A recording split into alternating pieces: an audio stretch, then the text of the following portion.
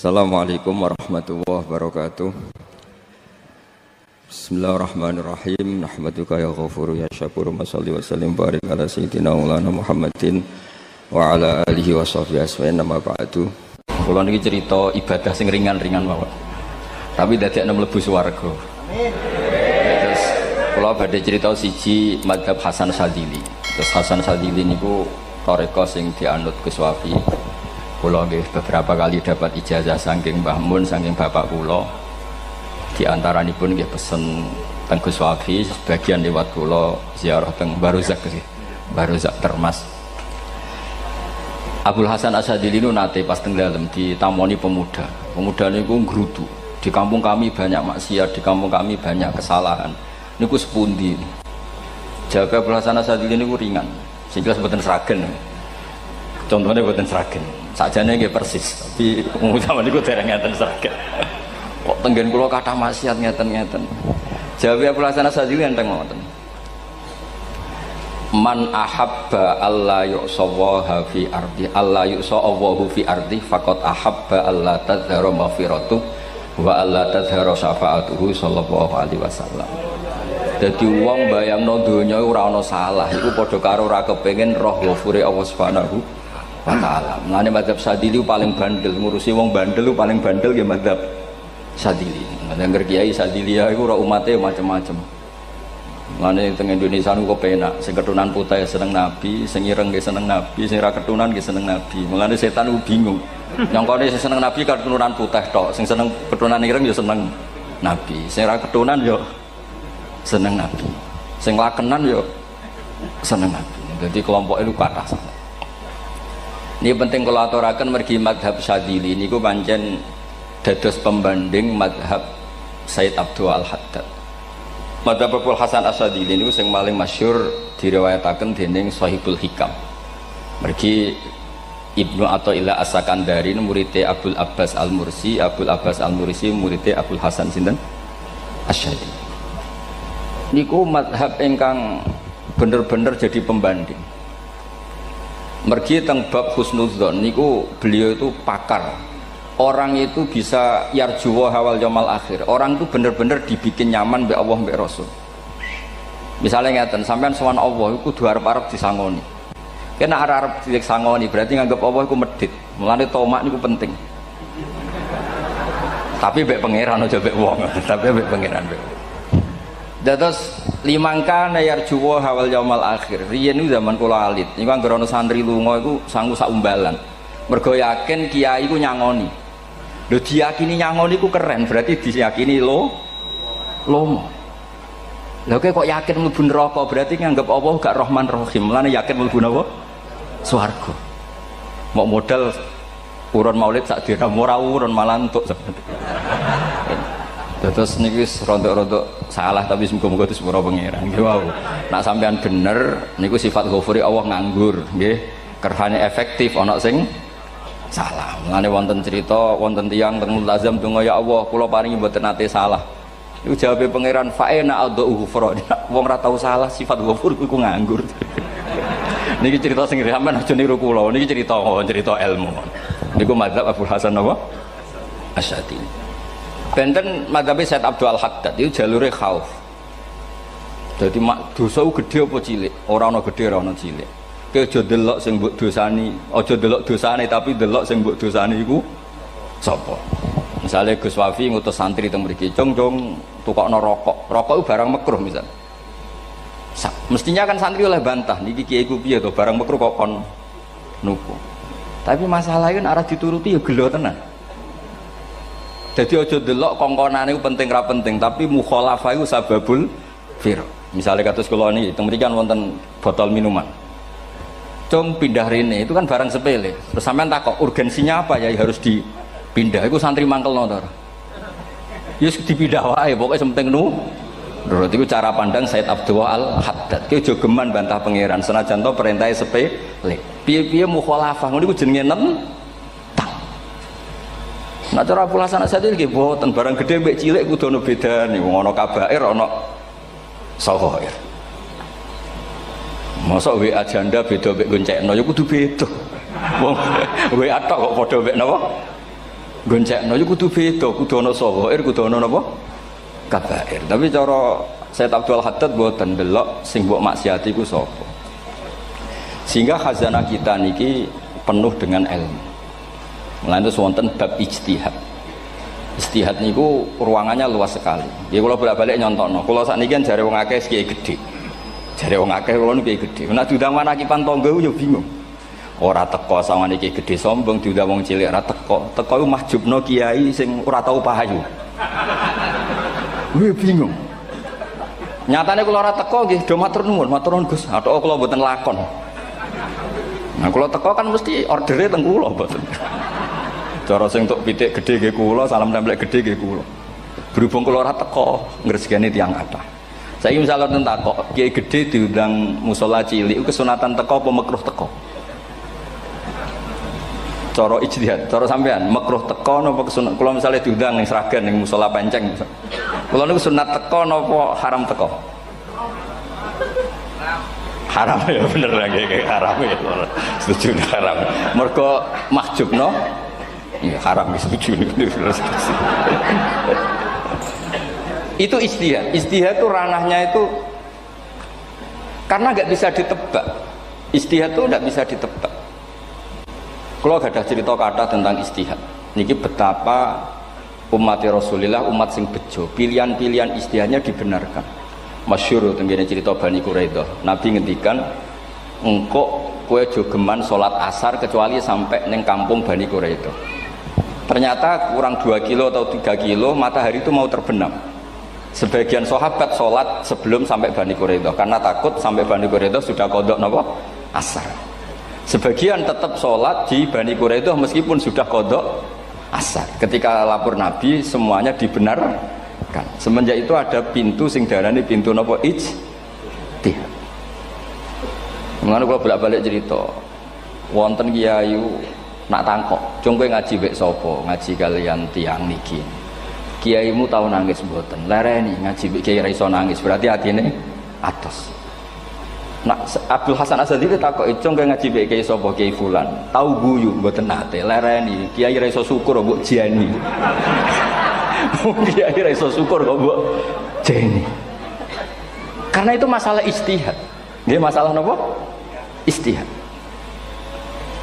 Ijtihad itu polanya enggak jelas. Wonten kiai ora gelem mulang wedok nggih kathah, alasane wedi fitnah. Wong pancen iman pas-pasan mawon nek wong ayu ya bingung. Tapi nak diwalik, nak kiai ora gelem mulang wong wedok, terus sing mulang wong fasik, to aliran sesat iku ya repot. Kowe ngrasa paling gak sesat. Ya sudah seperti itu masalah-masalah apa? Ijtihad. Nah, kalau tak cerita saat ini balik cerita tentang Burda. Burda nu nak ngelem Kanjeng Nabi. Niku pancen dielmoni tenan. Kalau niku Burda berjanji tiba niku setengah hafal. Pancen riyen mbah kula buyut-buyut kula niku pesene ken hafal tiba, hafal berjanji, hafal Burda. Wis mboten ngengken ngapal loh, tapi karena sering baca akhirnya hafal. Kalau beri beberapa contoh, ngelem niku nak mboten dielmoni itu kualitasnya ada bagus. Tapi kalau dielmoni itu kualitasnya bagus. Kalau beri contoh begini. Saya itu kalau pidato atau khutbah atau ngaji, apalah terserah istilah jenengan atau ceramah. Biasanya kalau seneng istilah ngaji, niku mesti ikuti sing gampang mawon. Wa ala alihi wa sahbi ajmain. Ajmain itu kalimatun fariqah bainana wa bainasyiah. Fa innana nukrimu jami'as sahabat. Ajmain itu kalimatun fariqah, kalimat pembeda. Kita ahli sunnah wal jamaah akramu jami'as sahabat. Ada kelompok sing akramu sahabian wa ahanu sahabian akhir. Sehingga ajmain itu harus kita baca. Itu karena itu kalimatun fariqah, kalimat pembeda. Kata-katanya hanya ajmain. Begitu juga berjanji. Berjanji itu nak ngelem Nabi niku wa ba'du fa'aqul wa Muhammad bin Abdullah bin Abdul Muttalib wasmuhu Syaibatul Hamdi Humitat Hisaluhus Saniyah. Karena ketika Rasulullah memaklumatkan jadi Nabi itu problemnya itu nasabnya siapa? Orang-orang yang di Palestina, di Israel, di Yordan, di Syam kalau dulu itu alamatnya Nabi itu harus turunan Ibrahim. Ibrahim sementara orang Syam menurut pengetahuan orang-orang Yahudi Syam. Maka saya berjanji menunjukkan dulu kalau nasabnya Muhammad itu ini. Terus sampai warafuhu ilal khalili Ibrahimah. Terus ila dzabih Ismailan isbatu wa mun tamah. Terus setelah itu terus beliau ngendikan wa adnanu bila raibin inda dzabil ulumin sabiyah ila dzabihi ismail nisbatu wa mun tamam. Terus ketika berjanji di Karang itu sudah ada faham-faham yang seakan-akan babahnya Nabi itu ada masalah. Terus beliau ngendikan ini Syaibatul Hamdi, Sayyid Abdul Muthalib itu orang yang ketika buka Ka'bah, buka Zamzam, saurip-uripe muji pangeran. Terus banyak lagi wasumi'a fi sulbihin Nabi sallallahu alaihi wasallam dzakarallaha ta'ala walab. Mbah yang ini bahkan dengar ketika Nabi masih di punggungnya membaca tasbih. Terus sampai fa'azim bihi min ikdin ta'allaqat kawakibud durriyah wa kaifala wa sayyidul akramu sallallahu alaihi wasallam wasitatuhumun. Nabi itu orang suci, makanya harus lewat rahim yang suci, harus lewat bapak yang suci, mbah yang suci, sampai ila Khalilir Rahman Ibrahim alaihis salam. Makanya terus dinagumkan nasabun tahsibul ula bikhulau, terus tarokus sifaha falam yusibhum aruhu min adami wa ila abihi wa ummihi. Karena kabeh sonal ismihi, semuanya itu untuk menjaga asmane Nabi Muhammad sallallahu alaihi wasallam. Kemudian Burda membentuk itu dalam bentuk nazuman. Misalnya beliau ngendikan Rasulullah itu mutiara. Jadi ketika dakwah berpola ya baik, ketika tidak berpola juga baik. Beliau cara muji Nabi faddurru yazdadu husnan wa huwa muntazimun. Namanya mutiara ketika diuntai pasti sangat indah. Tapi terus-terusannya itu wale sayang kusu qadran ghairu muntazimi. Tapi namanya mutiara, mbok berserakan pun tetap indah. Jadi unik. Berarti ketika beliau uji Nabi dakwah tertib pernah. Sholat tuh harus begini, harus begini, harus begini. Beliau sholatnya tuh makninah tertib. Tapi Nabi pernah sholat gak tertib. Duhur tuh 2 rakaat. Mana anak kiai rodok lalinan itu ya anak sana tuh. Duhur itu 2 rakaat. Tapi barokahnya Nabi duhur 2 rakaat diketahui cara sholat kalau salah itu gimana. Umpama Nabi sholatnya bener terus, itu akan kesulitan kita solusinya ketika ngalamin apa? Kesalahan. Makanya Nabi ngendikan ma kuntu ansa walakin unas sali as-sunnah. Itu mestine ra tau lali, tapi didesain lali biar bisa jadi sunnah. Wonten tiyang salate suwi maca surat Baqarah. Wonten tiyang badhe njupuk wedhuse lah cara Indonesia. Bareng kesuwen piambake mufaraqah. Walhasil Mu'ad matur Nabi, ini munafik di tengah-tengah sholat kok mufaraqah. Si penggembala unta ini juga ngeklaim, ya Rasulullah imam kita tidak benar, sholatnya kesuwen. Pikirannya wong ora bela imame. Ternyata Nabi gak belok sing ngangon. Afattanun anta ya Mu'ad. Wong imame wong seragen surat Baqarah. Wis pokoke kulo wae.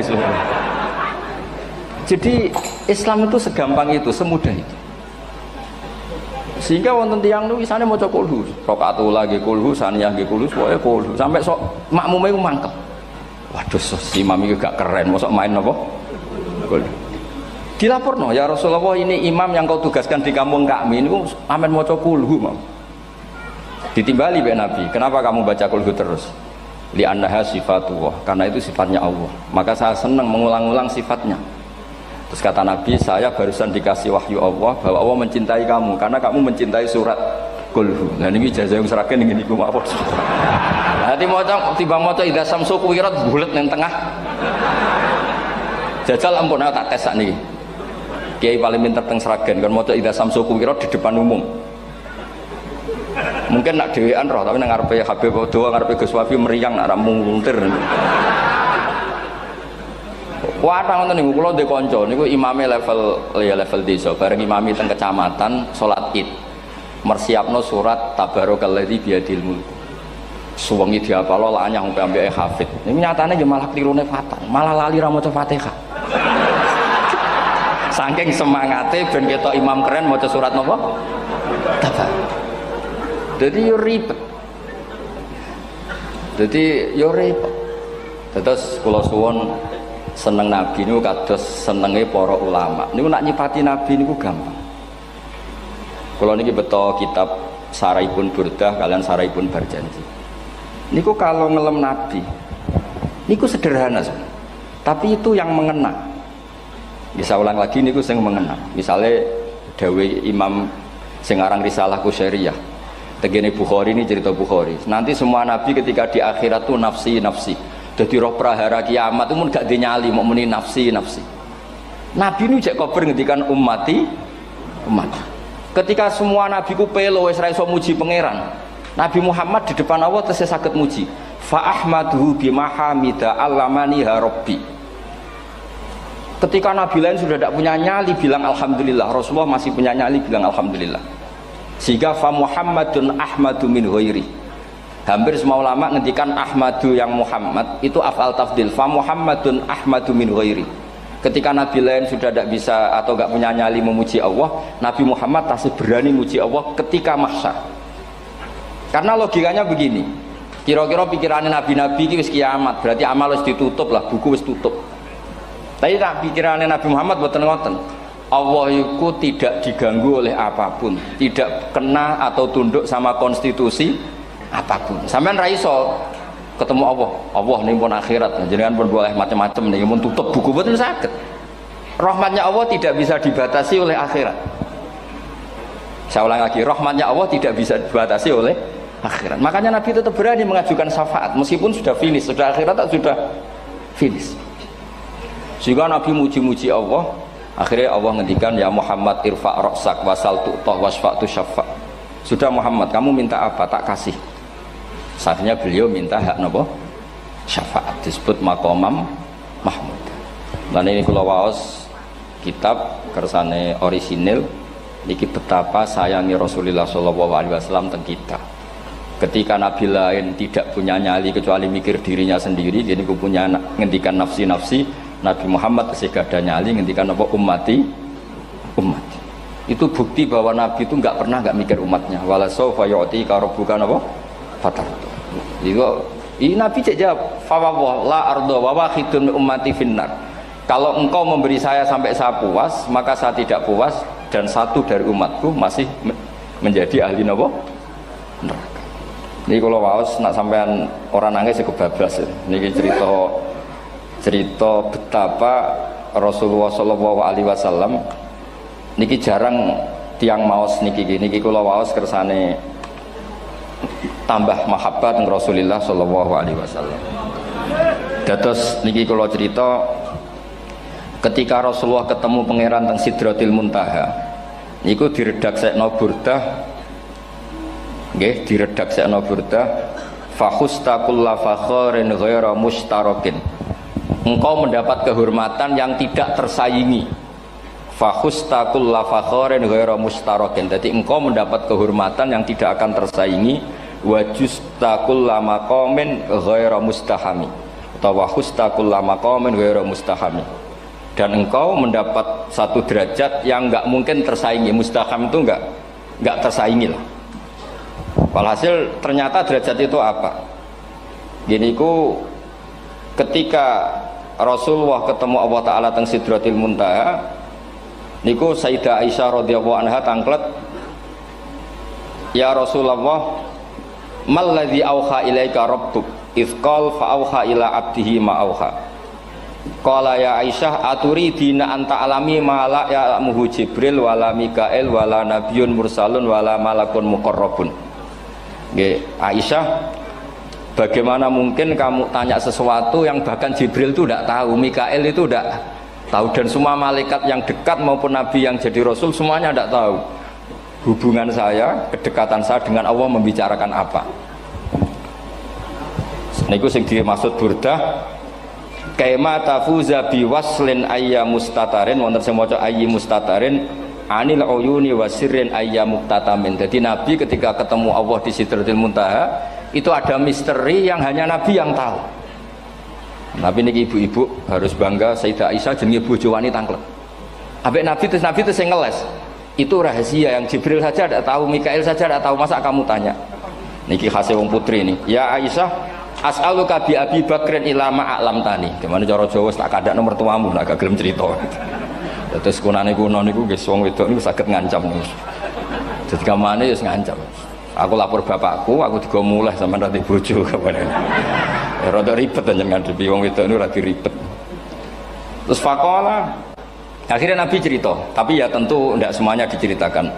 Inni lama kuntu qaba qausaini qultu Allahumma innaka adzabta al umam ba'duhum bil hijar wa ba'duhum bil masih. Oh ya, ini halaman 63 62 teng kitab Khasyatul Bajuri alal Burdah. Ya, kitab Hasyatul Bajuri alal Burdah. Ya Allah, Engkau menyiksa umat-umat sebelum umat saya, sebagian bil hijarah wa ba'dum bil mashi wa ba'dum bil khosfi. Fama anta fa'ilun bi ummati. Lalu yang akan kau lakukan untuk umatku itu apa? Reputasi jenengan sama orang-orang yang durhaka itu selalu menyiksa. Ada yang pakai batu, yang dilikuifaksi, ada yang pakai ini. Mosok umatnya kekasih jenengan podo ngoten. Berarti Nabi ku mun nego lah. Nego supaya gak sama. Faqala unzilu alaihimur rahmah min ananis sama wa ubaddilu sayiatihim hasanat. Ndak, saya ndak seperti itu dengan umatmu. Waman sa'alani a'taituhu waman tawakkala saterusé. Terus wa fid dunya asturu alal usad wa fil akhirah usyaffi'u kafihim. Orang-orang yang masih maksiat di dunia tak kasih hak tobat, dan nanti di akhirat tak kasih hak syafaat. Engkau tak kasih hak syafaat. Mulane ini penting dingertosi bilih ukuran Nabi baik itu gampang nak sampean ngaji ngangge ilmu. Syafaati li ahlil kabair min ummati. Sok syafaatku kanggo ngomong sing salah akeh. Wong Nabi ku ora melok dosa kok mikir nyafaati. Nek rapi-apike wong ora mungkin. Wong sing dosa iku sampean, sing salah sampean, sing mikir solusine Kanjeng. Nah, lho wong kok apikane ngono iku gak mungkin ta wong. Wong sing salah iku sampean, sing diutang yang sampean, sing kasus iku sampean, sing mikir Kanjeng. Nah, itu cara ulama ngelem Kanjeng Nabi. Mulane khodam tuhu bimadihin astaqilu bihi dzunuba umrim madha fi syi'ri wal khodami. Dadi aku ngelem Nabi iku sebagai bentuk ngelem sing dadekno dosaku ben disepuro pangeran. Misalnya kita suka Alphard, muji Alphard, suka Innova, muji Innova, suka kebun, muji kebun. Sing ribet tuh nak suka hewan, seneng kucing nggak ngelem kucing. Lu bareng ngelem Kanjeng Nabi kok ora iso. Lane jari Burdah, aku iku ngelem apa tau iso, mosok aku ora tau ngelem Kanjeng Nabi. Makanya terus beliau hidupnya, kemampuan syairnya didedikasikan hanya nggo ngelem Kanjeng Nabi Muhammad sallallahu alaihi wasallam. Makanya terus ngendikan wa muli kholasi khaira multazim. Saya dedikasikan kecerdasan saya untuk ngelem Kanjeng dan Nabi, dan itu solusi terbaik. Lalu nak ngelem Kanjeng Nabi kadang kebablasan, sampai dikritik banyak ulama karena kebablasan. Gini masyhur beliau ngendikan wala yadi ka rasulullah wa ijahu kabi idzal karimu tajalla bismi muntaqimi. Wonten naskah sing tahalla duka wau teng mriki diwaos napa tahalla napa tajalla tahalla ya. Wonten naskah tahalla wonten tajalla artosipun ngeten. Ya Allah, nabimu ini engkau gelari nabi yang ar-raufur rahim, sebagaimana yang sering disebut Habib Ali Al-Habsyi. Jika nabimu itu ar-raufur rahim, maka ketika engkau mau menyiksa saya dengan atas nama engkau al-muntaqim, zat yang tukang nyiksa, yang menyiksa, maka gelar engkau kepada nabi yang ar-raufur rahim itu kamu kemanakan? Jenengan kudu konsisten, terus kadung ngarani nabi ini jenengan raufur rahim. Maka sifat jenengan yang muntakim jangan pakai dulu, karena saya ini umatnya Nabi yang kamu beri gelar Raufur Rahim. Paham tuh jenengan? Maksudnya ya ojo sido nyiksa wong kadung mbok arani Raufur Rahim. Dadi wala yadi ka rasulullahi jahu kabi idzal karimu tajalla ta tahalla bismimun takim. Terus sing aran Burdah jenenge Muhammad. Allah kadung janji wong sing jenenge Muhammad ora bakal disiksa. Sebetulnya maknanya ya Muhammad Sayyidul Anbiya nih. Tapi ketika ono panggilan Muhammad ke depan, Muhammad gak boleh disiksa. Jeneng kula nggih Muhammad. Terus Burdah nu saking yakine ngendikan fa innali zimmatan minhu bi tasmiyati Muhammadan wa huwa afal khalqi biz zimman. Gusti jenengan kudu eling nami kula niku Muhammad. Wong sing jenenge Muhammad ora oleh disiksa. Padahal maksudnya ora oleh disiksa kan Kanjeng Nabi Muhammad, tapi biabake namine Muhammad. Terus ngendikan malih in ati dzamban fama ahdi bimun taqidi minan nabi wala habli bimun sorim. Gusti kula pun iman mbek jenengan. Iman itu nilainya tertinggi. Jenenge iman nilai tertinggi, maka iman nggak bisa dibatalkan hanya karena saya salah. Berarti pangeran kok diruwayu dipeksa kudu ngakoni nek dene umat Rasulullah sallallahu alaihi wasallam dan in ati lamun nekane ingsun dzamban ing dosa.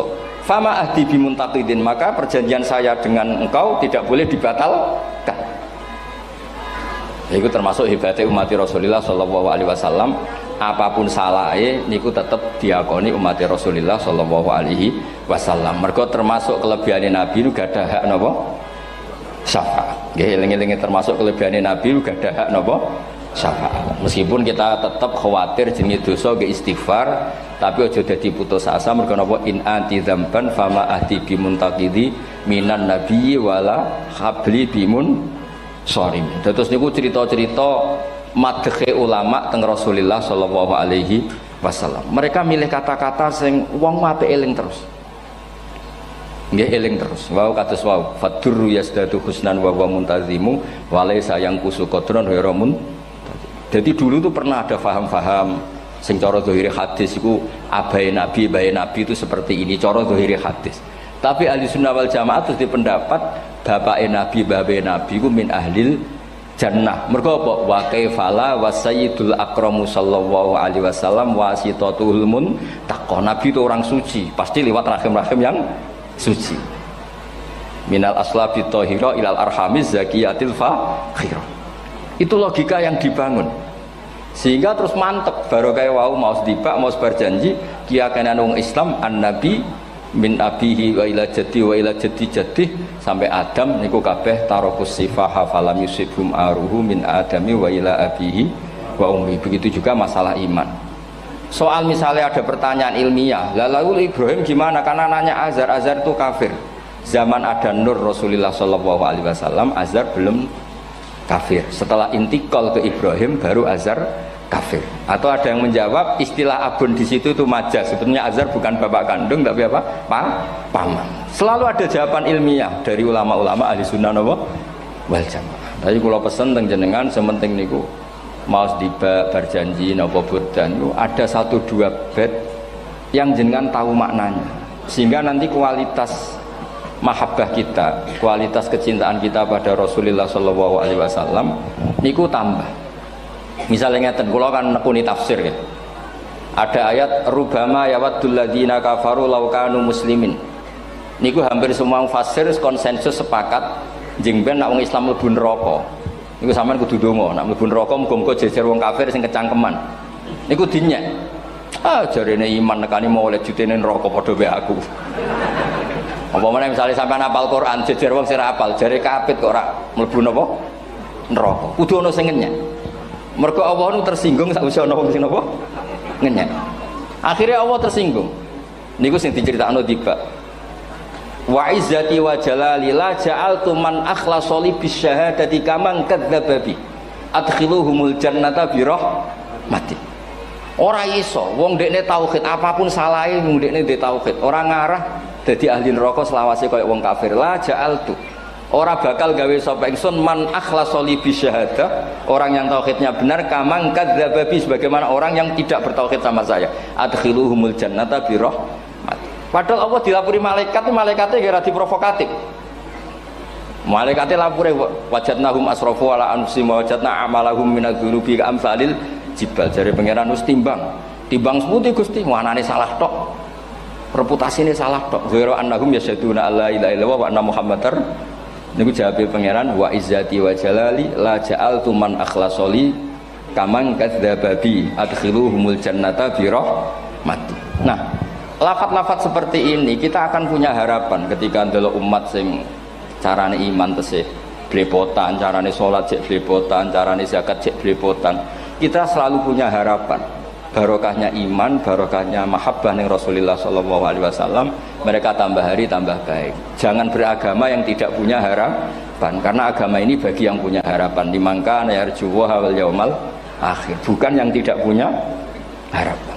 Kanjeng Nabi sekaruan nabi orang terbaik dilarani wong Taif, disiksa wong Mekah. Niku malaikat usul kula siksane ya Rasulullah karena mereka menghina kekasih Allah. Mereka ada iman. Nabi masih punya harapan. Mungkin mereka ada iman. Tapi asallah ayyukhrija bal arju ayyukhrijawah min aslabihim may ya'budullaha wa la yusyriku bihi syai'an. Anak bapak orang iman, aku cek di harapan anak putune iman. Dan sedekah Rasulullah sallallahu alaihi wasallam. Sani kata bapak era poso, anaknya melok TPQ, bareng poso juk gendong, akhirnya bapak izin melok poso. Bapaknya maca Quran ra tau. Bapaknya nekani wisuda anake hafid. Mulane bapak Isra kena dibentuk, ya arep-arep napa? Anake. Nah anake ora kena dibentuk ya arep-arep putune nganti Imam Mahdi turun nang ngoten pokoke agama niki limangka nayarjuha wal yaumal akhir. Terus kula suwun sak napa madzhab Abdul Hasan Asyadzali nggih pancen madzhab niku kathah tapi kula suwun agama teng zaman akhir dawuh Mbah Mun kudu kathah rojae. Nggih mergi walladzina amanu asyaddu hubbal lillah dawuh Imam Ghazali ar-roja yuqaddam alal khauf. Mergo roja dadekno mahabbah. Orang yang punya harapan itu lebih mudah mahabbah. Dan hubungan kita dengan Allah itu hubungan mahabbah. Ini ku walladzina amanu asyaddu hubbal lillah. Saman roh anake wakal kok hubungane putus asa mesti maksudno. Tapi nek hubungane iso wae saiki nakal so ben gak. Iso wae saiki goblok so ben gak. Senajan to so ben ra terbukti lah, penting hidup itu ada harapan. Guys, penting hidup itu napa? Ada harapan. Kata ulama ngendikan afdhalul ibadah intizarul farad. Apa-apa ibadah selalu punya napa? Harapan. Terus Indonesia yang seperti ini kita berharap akan lebih baik, akan lebih baik. Wong cilik kula niku sing jilbaban mau keluarga ketok. Saniki kathah tiyang napa? Jilbaban. Cilik kula tiyang salat di masjid nggih mboten serame sekarang. Sampeyan ra iso grutu, tapi salat tok tapi atine ngene-ngene. Wah ya ribet nak ngoten sampeyan nyoal ideal nggih ribet. Pira-pira gelem napa? Pira-pira purun napa? Salat purun teng masjid. Sampeyan ndak usah memaksa ideal, wong kita ndak pernah napa? Ideal. Terus kula suwun cerita-cerita teng tiba teng berjanji bahwa Nabi sahibus syafa'ah. Nabi nu tiyang sing peduline napa ummati. Jadi ketika Nabi lain mboten gadah nyali ngadepi hisab. Ngene niku do muni nafsi, Nabi tesih gadah nyali mikir umate ngendikan mati. Carane apa? Muji pangeran bima hamida allamani ha rabbi. Lane dawuh iki teng ulama-ulama dawuh fa Muhammadun ahmadu min ghairi. Makanya summiya Muhammadan mergo li annahu satu wasammihi idza wada'atihi Muhammadan li annahu satu madun apa? Uqbah wa summiya Ahmad li annahu ahmadu min ghairi. Ini hampir semua ulama ngendikan ketika teng mahsyar semuanya Nabi gak punya nyali untuk matur minta sama Allah. Mergo wis kiamat berarti wis nis Nabi tesih gak ada pikiran Allah itu tidak terhalangi oleh kiamat, Allah tidak terhalangi oleh akhirat, Allah tidak bisa dihalangi apapun, sehingga Nabi tetap wani jaluk pangeran. Berarti mujine Nabi ku lebih top karena tahu Allah itu tidak terbatasi. Nah karena Allah tidak terbatasi, podo-podo Allah wapian, wis tak jaluk kanggo umatku sing mati alat tauhid. Berhubung Nabi ngoten terus Allah ngendikan ya Muhammad irfa ra'sak napa wasal tu'tah wasfa tusaffa. Muhammad kepala kamu angkat, kamu minta apa saya turutin. Terus Nabi minta hak napa syafaat. Seseorang bertobat. Dulu umatnya Nabi Musa ada yang menyembah anak sapi, ijel itu, harus tobat. Itu tobatnya ekstrim betul. Kalau tobat sekarang kan cukup istighfar sama istighosah. Kalau dulu enggak, liyak tulal bari umingkum al mujrima, yang terbebas dari dosa menyembah anak sapi, membunuh yang terlibat atau pernah menyembah anak sapi. Makanya ayatnya apa? Fatubu ila bari'ikum faqtulu anfusakum. Ya, jadi orang-orang yang pernah menyembah anak sapi itu tobatnya apa? Faqtulu anfusakum. Sebab itu semua ulama berkewajiban menerangkan nasa mansuh. Sampai Sayyidina Ali suatu saat ada mubalek atau ustadz itu ngajar di masjid, ditanya, kamu tahu nasa mansuh enggak? Enggak tahu. Terus kata Sayyidina Ali, berhenti jadi mubalek, lisensinya dicopot. Dicopot, kemudian halakta wa ahlakta, kamu rusak juga merusak. Kenapa demikian? Logikanya begini, semua nabi itu kan panutan. Saya ulang lagi ya, semua nabi itu panutan. Tapi kalau kamu tidak tahu nasaman, so jangan-jangan kamu ikut nabi sebelum kamu, yang nasahnya itu syariatnya sudah apa? Mansukhoh, sudah di nasah. Itu kayak kasus Sunda Wiwitan ini. Itu gak mau punya Nabi Muhammad karena kurang keren, kurang sepuh. Nabinya langsung Nabi Adam. Resikonya adalah beberapa aliran sesat itu, aliran yang kurang benar itu, zaman Nabi Adam kawinan otomatis sama saudaranya. Lalu masa sekarang kita membolehkan kawin sama apa? Kalau sama Nabi Adam mau tidak mau. Karena yang cowoknya ya bin Adam, putrinya binti Adam. Lalu Allah bikin satu sunnah yang suami istri itu harus beda, yaitu satu kandungan itu melahirkan satu pasang. Dan mulai dulu memang pasangannya orang jelek itu orang cantik, Makanya agak sial itu yang perempuan-perempuan itu. Memang mulai dulu gitu kalau cantik itu kesunatannya dapat jelek. Gitu. Nanti sama-sama masuk surga karena yang cowoknya ibadahnya syukur, yang ceweknya sabar. Itu nanti sama-sama. Nah kebetulan si Qabil itu ganteng sekali Qabil. Berpasangan dengan Labuda itu jelek gembrot, pokoknya tidak cantik. Enggak lah, kebalik. Qabil itu berpasangan sama Iklimah. Jadi Qabil ganteng, punya adik kandung namanya Iklimah itu cantik sekali. Yang Habil itu rapati apa? Berarti yang Habil apa? Ya dapati ganteng, berbarengan dengan Labuda juga dapati cantik. Nah karena tadi ya berarti Qabil bareng siapa? Iklimah, Habil, Labuda. Maka untuk kawin ini nggak boleh satu kandungan. Jadi dulu karena nggak ada perbedaan ibu bapak, mau tidak mau beda. Yang penting beda. Yaitu akhirnya apa? Qabil dapat Labuda, yang Habil dapat Iklimah karena beda kandungan. Itu sudah cukup. Nah, akhirnya kan nggak terima si Qabil. Masa orang ganteng dapat orang jelek. Jadi mulai dulu itu maunya orang ganteng ya dapat orang cantik, nggak terima. Tapi Allah ngatur seperti itu. Akhirnya terjadi percekcokan. Nah, dulu itu semuanya itu religius, sehingga ukuran percekcokannya masih religi, yaitu ya gini saja, kita ngadakan kurban, yang diterima itu ya menang. Ya ternyata dalam kompetisi itu yang menang siapa? Habil. Akhirnya Habil jadi menikahi siapa? Iklimah. Kalau sekarang kompetisinya kan siapa paling kaya ya menang, lebih gampang.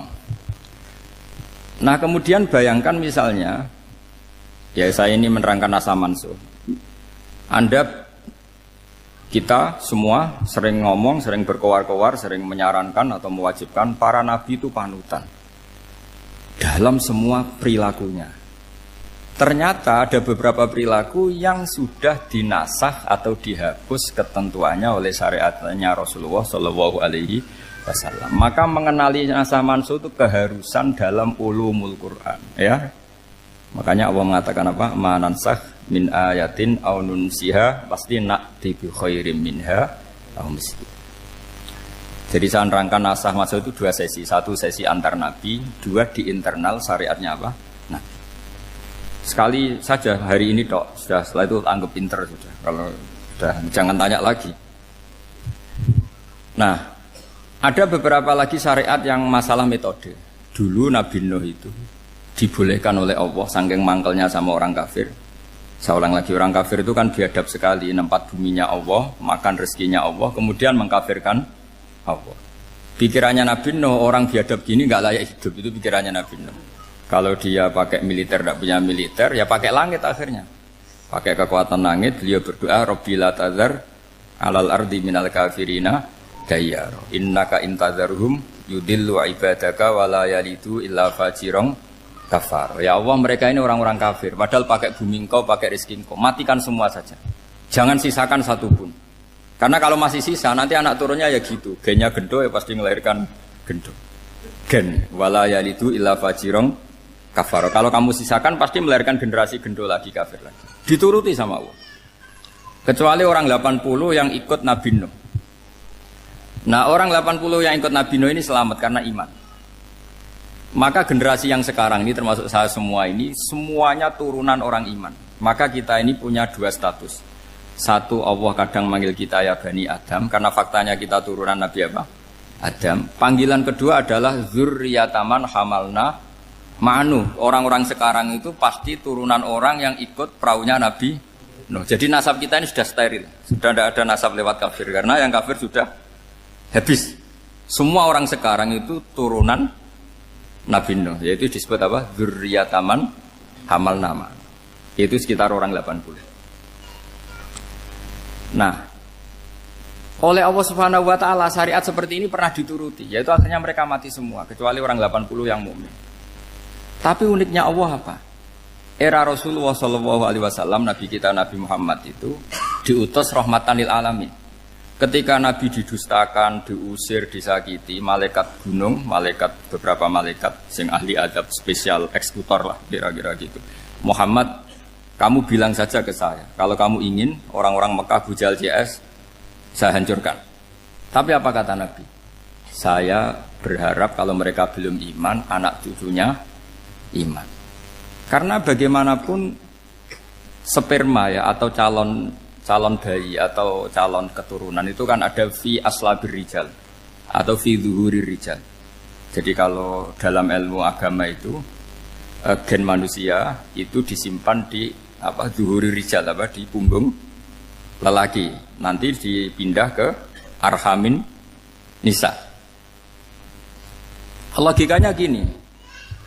Ini dengerin ya. Logikanya gini, misalnya Abu Jahal. Abu Jahal itu di situ ada orang namanya Ikrimah. Itu anaknya Abu Jahal. Itu orang mukmin.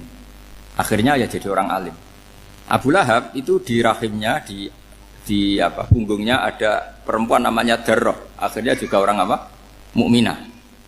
Saya berikan contoh. Khalid bin Walid itu anaknya Walid. Walid itu musuh besarnya Rasulullah. Tapi di punggungnya ada orang bernama Khalid. Ini dengerin. Nah di punggung ini kira-kira Allah sudah tahu apa belum? Jawabannya sudah tahu.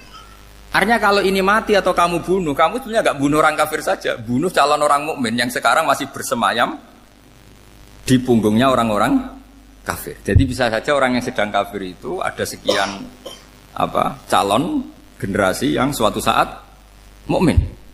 Itu syariat yang diajarkan ke Rasulullah SAW. Karena kasofnya Nabi, kasof itu satu kondisi di mana seorang Nabi itu dipertontonkan sesuatu yang nggak kelihatan. Itu dalam bahasa Arab kasof atau mukasyafa. Nabi dipertontonkan ternyata banyak orang kafir yang di punggungnya itu ada calon generasi mukmin atau muslim. Akhirnya Nabi nggak berani. Jangan bunuh. Mungkin bapaknya ada iman tapi anaknya iman. Betul, Abu Jahal punya anak Ikrimah, Abu Lahab punya anak Darroh, Walid punya anak siapa? Walid. Itu mirip seperti kita, bapak era sholat, anak ETPK sholat, akhirnya bapaknya katut sholat. Banyak nggak di Indonesia, bapaknya tidak bisa baca Quran, anaknya hafid.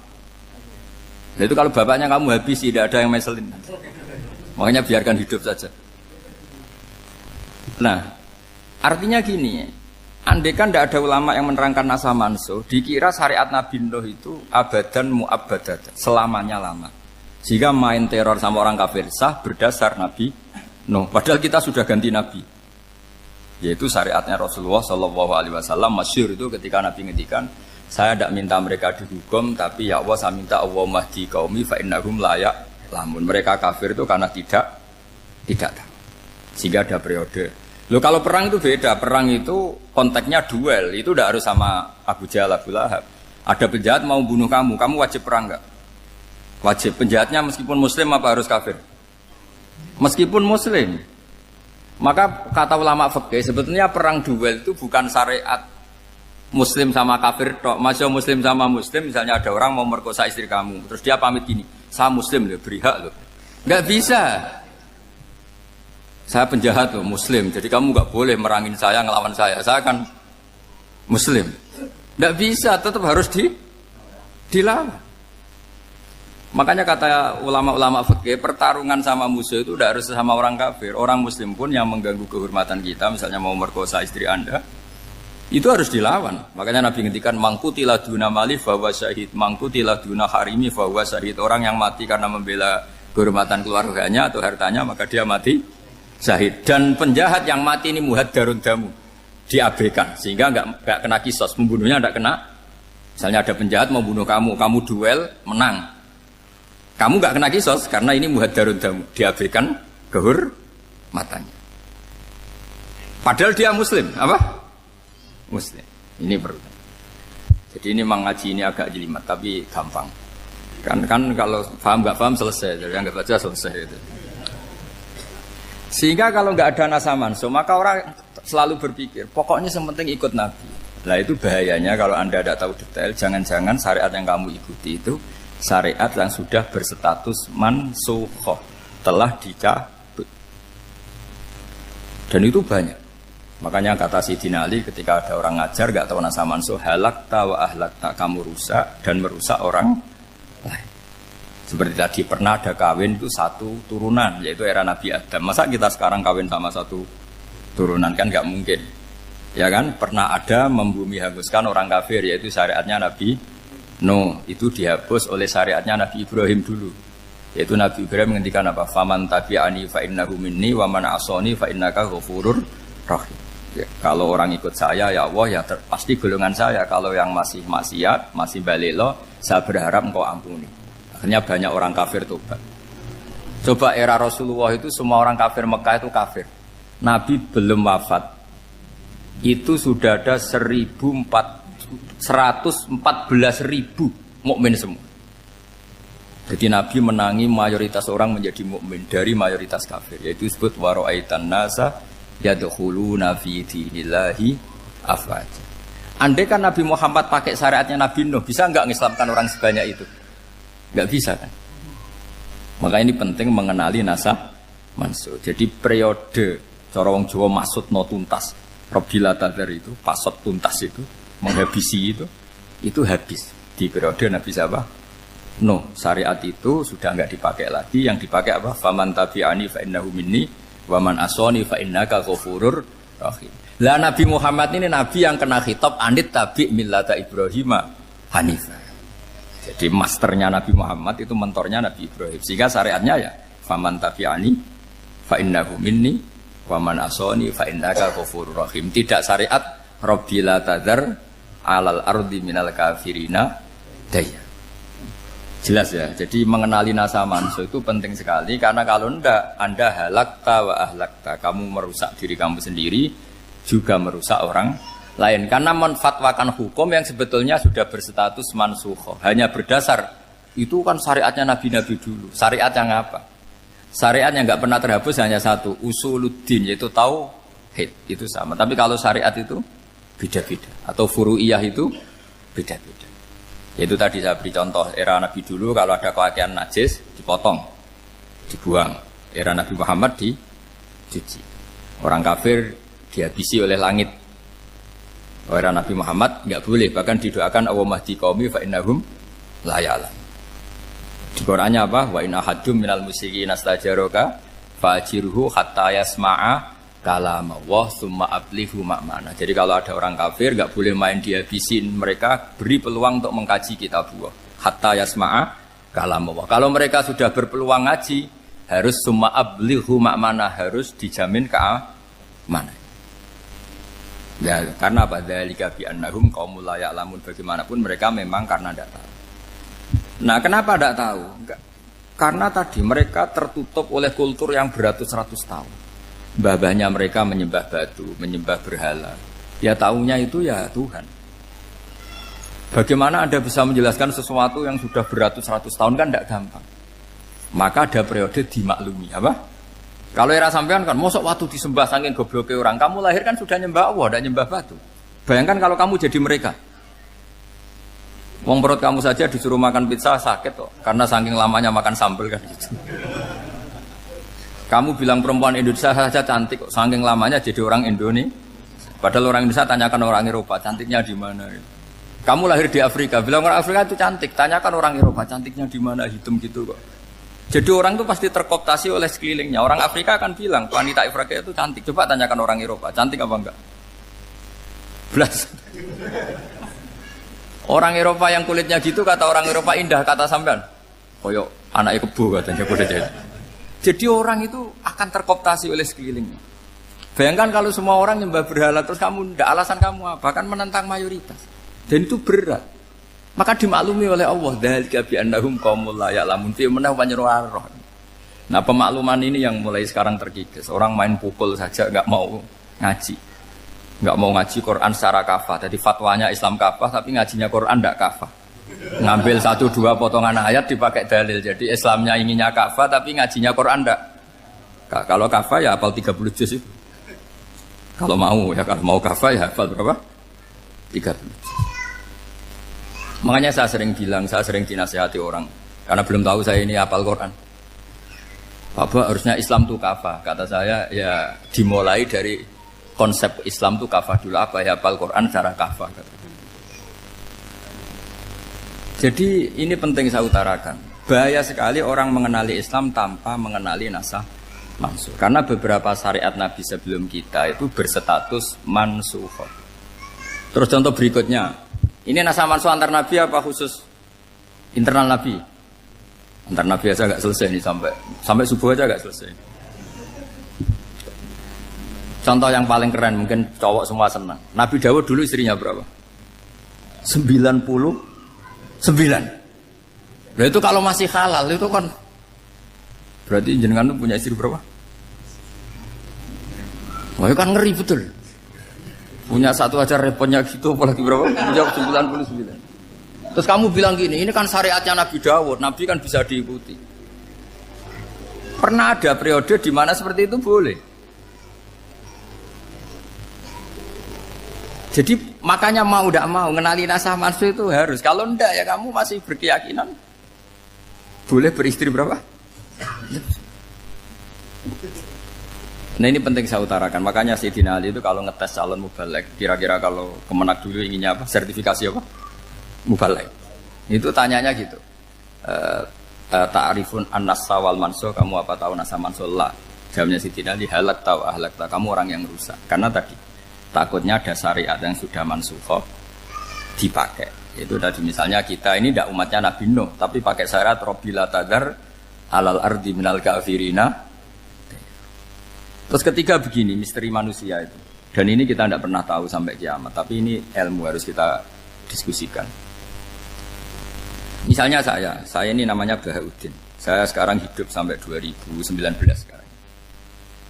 Kan hanya Allah yang tahu berapa turunan saya sampai kiamat dan statusnya kayak apa. Donald Trump juga gitu. Donald Trump itu sekarang kafir, tapi kita tidak pernah tahu nanti turunan keberapa ada yang Muslim. Lah turunan yang calon Muslim ini diletakkan di mana kita tidak tahu. Yang jelas kalau kamu bunuh itu katut itu.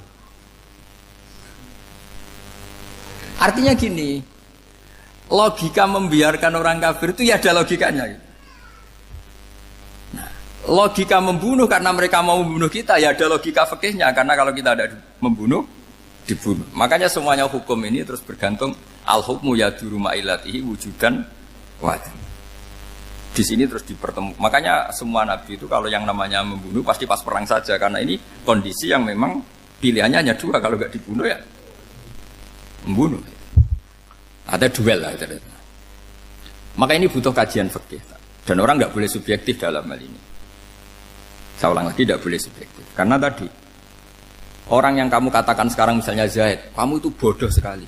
Kenapa bodoh? Tidak hafal Quran, nggak pernah kuliah, nggak pernah ngaji. Ternyata Zaid ini bersemayam calon anak yang alim alama hafal Quran. Namanya Umar, tapi masih jadi sperma.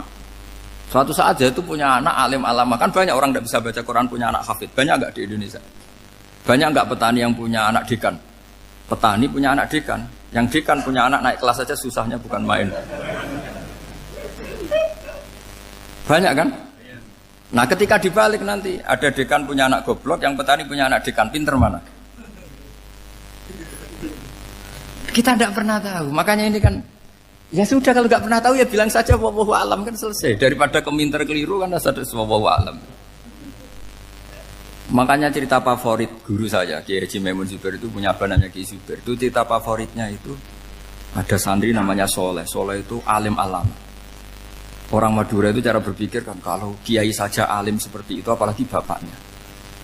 Pas bapaknya main ke pondok, santrinya ada ribuan. Bapaknya main ke pondok itu, sholat itu ya gak bener, gak sesuai sunnah Rasul lah kira-kira gitu. Sudah sholat itu gak bener, apa-apa gak bener.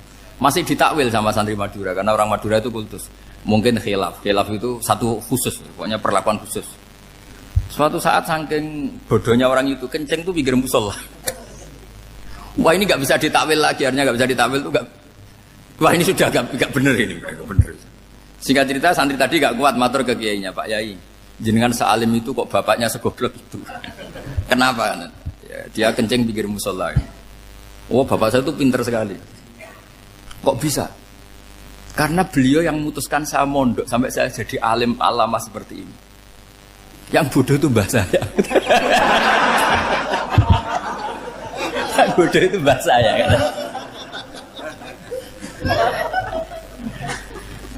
Artinya gini, sekarang misalnya Anda dekan, atau Anda rektor, atau Anda profesor, atau Anda kiai top mubalek kondang.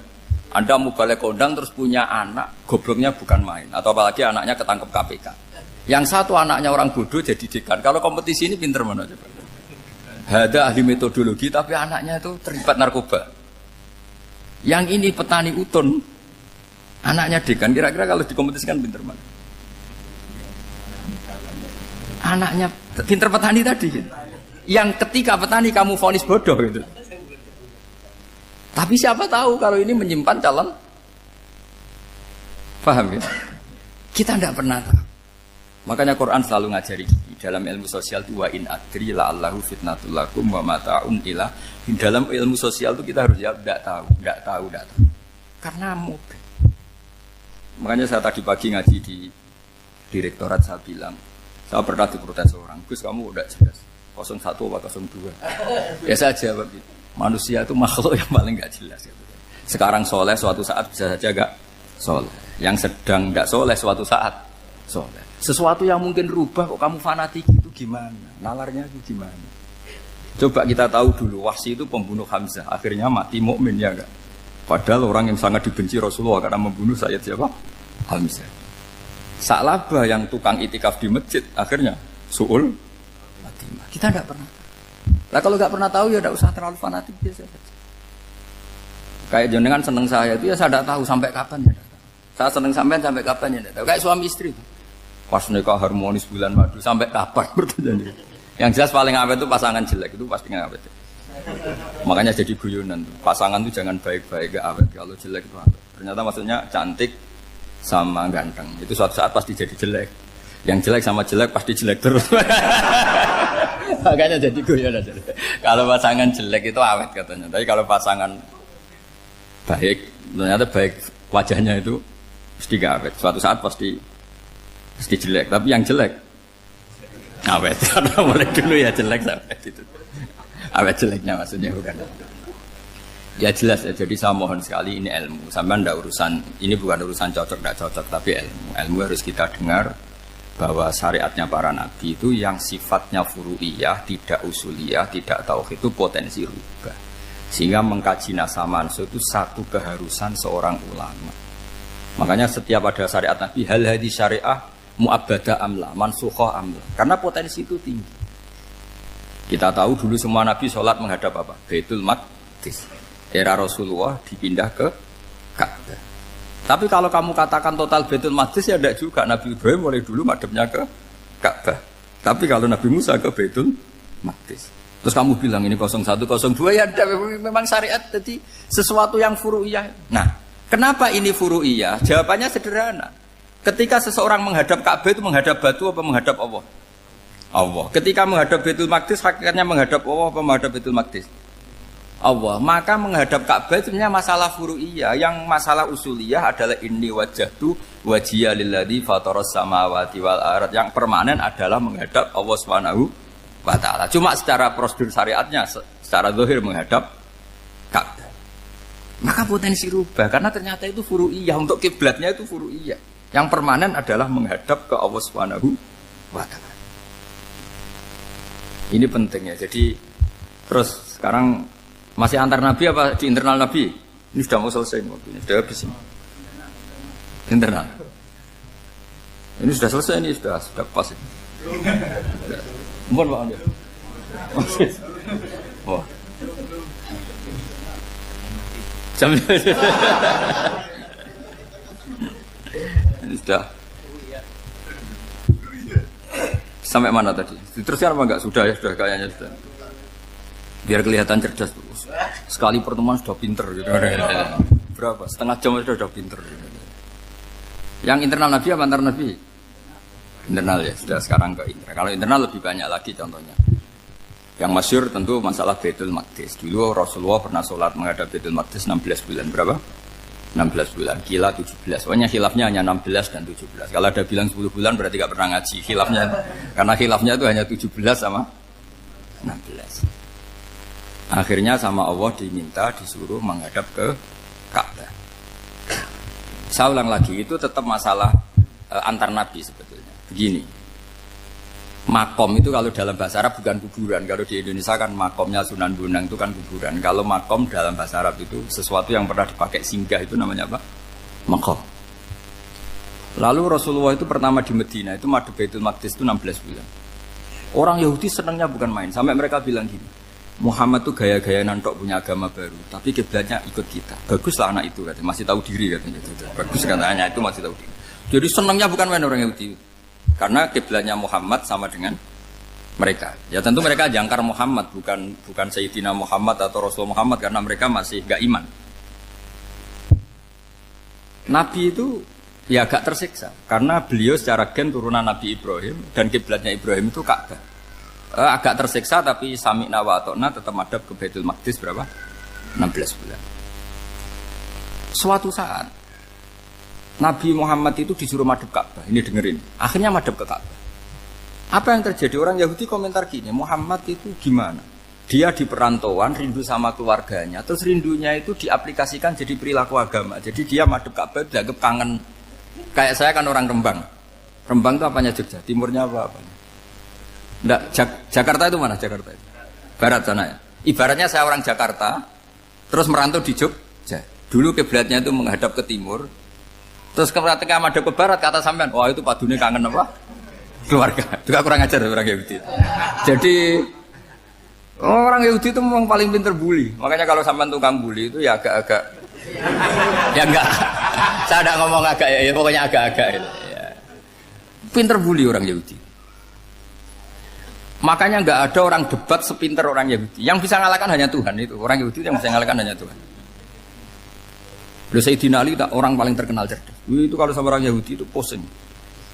Karena ya apa logikanya itu? Saya beri sekian contoh. Ada orang Yahudi tanya gini, Muhammad, kalau kambing mati itu yang bunuh siapa? Ya Allah, mati langsung itu. Agama kamu itu aneh, Mak. Yang langsung sentuhan Allah haram, tapi yang lewat tangan-tangan jahil manusia malah halal. Harusnya itu yang halal kan orisinal, langsung Allah yang bunuh. Jadi utaknya itu aneh, dari cara berpikir itu aneh. Nah cara sampean ini kan, nak halal pangan kue. Tapi Nabi kan nggak boleh bertutur kata kasar gitu. Kalau yang jadi Nabi saya untalan ngono kan gitu.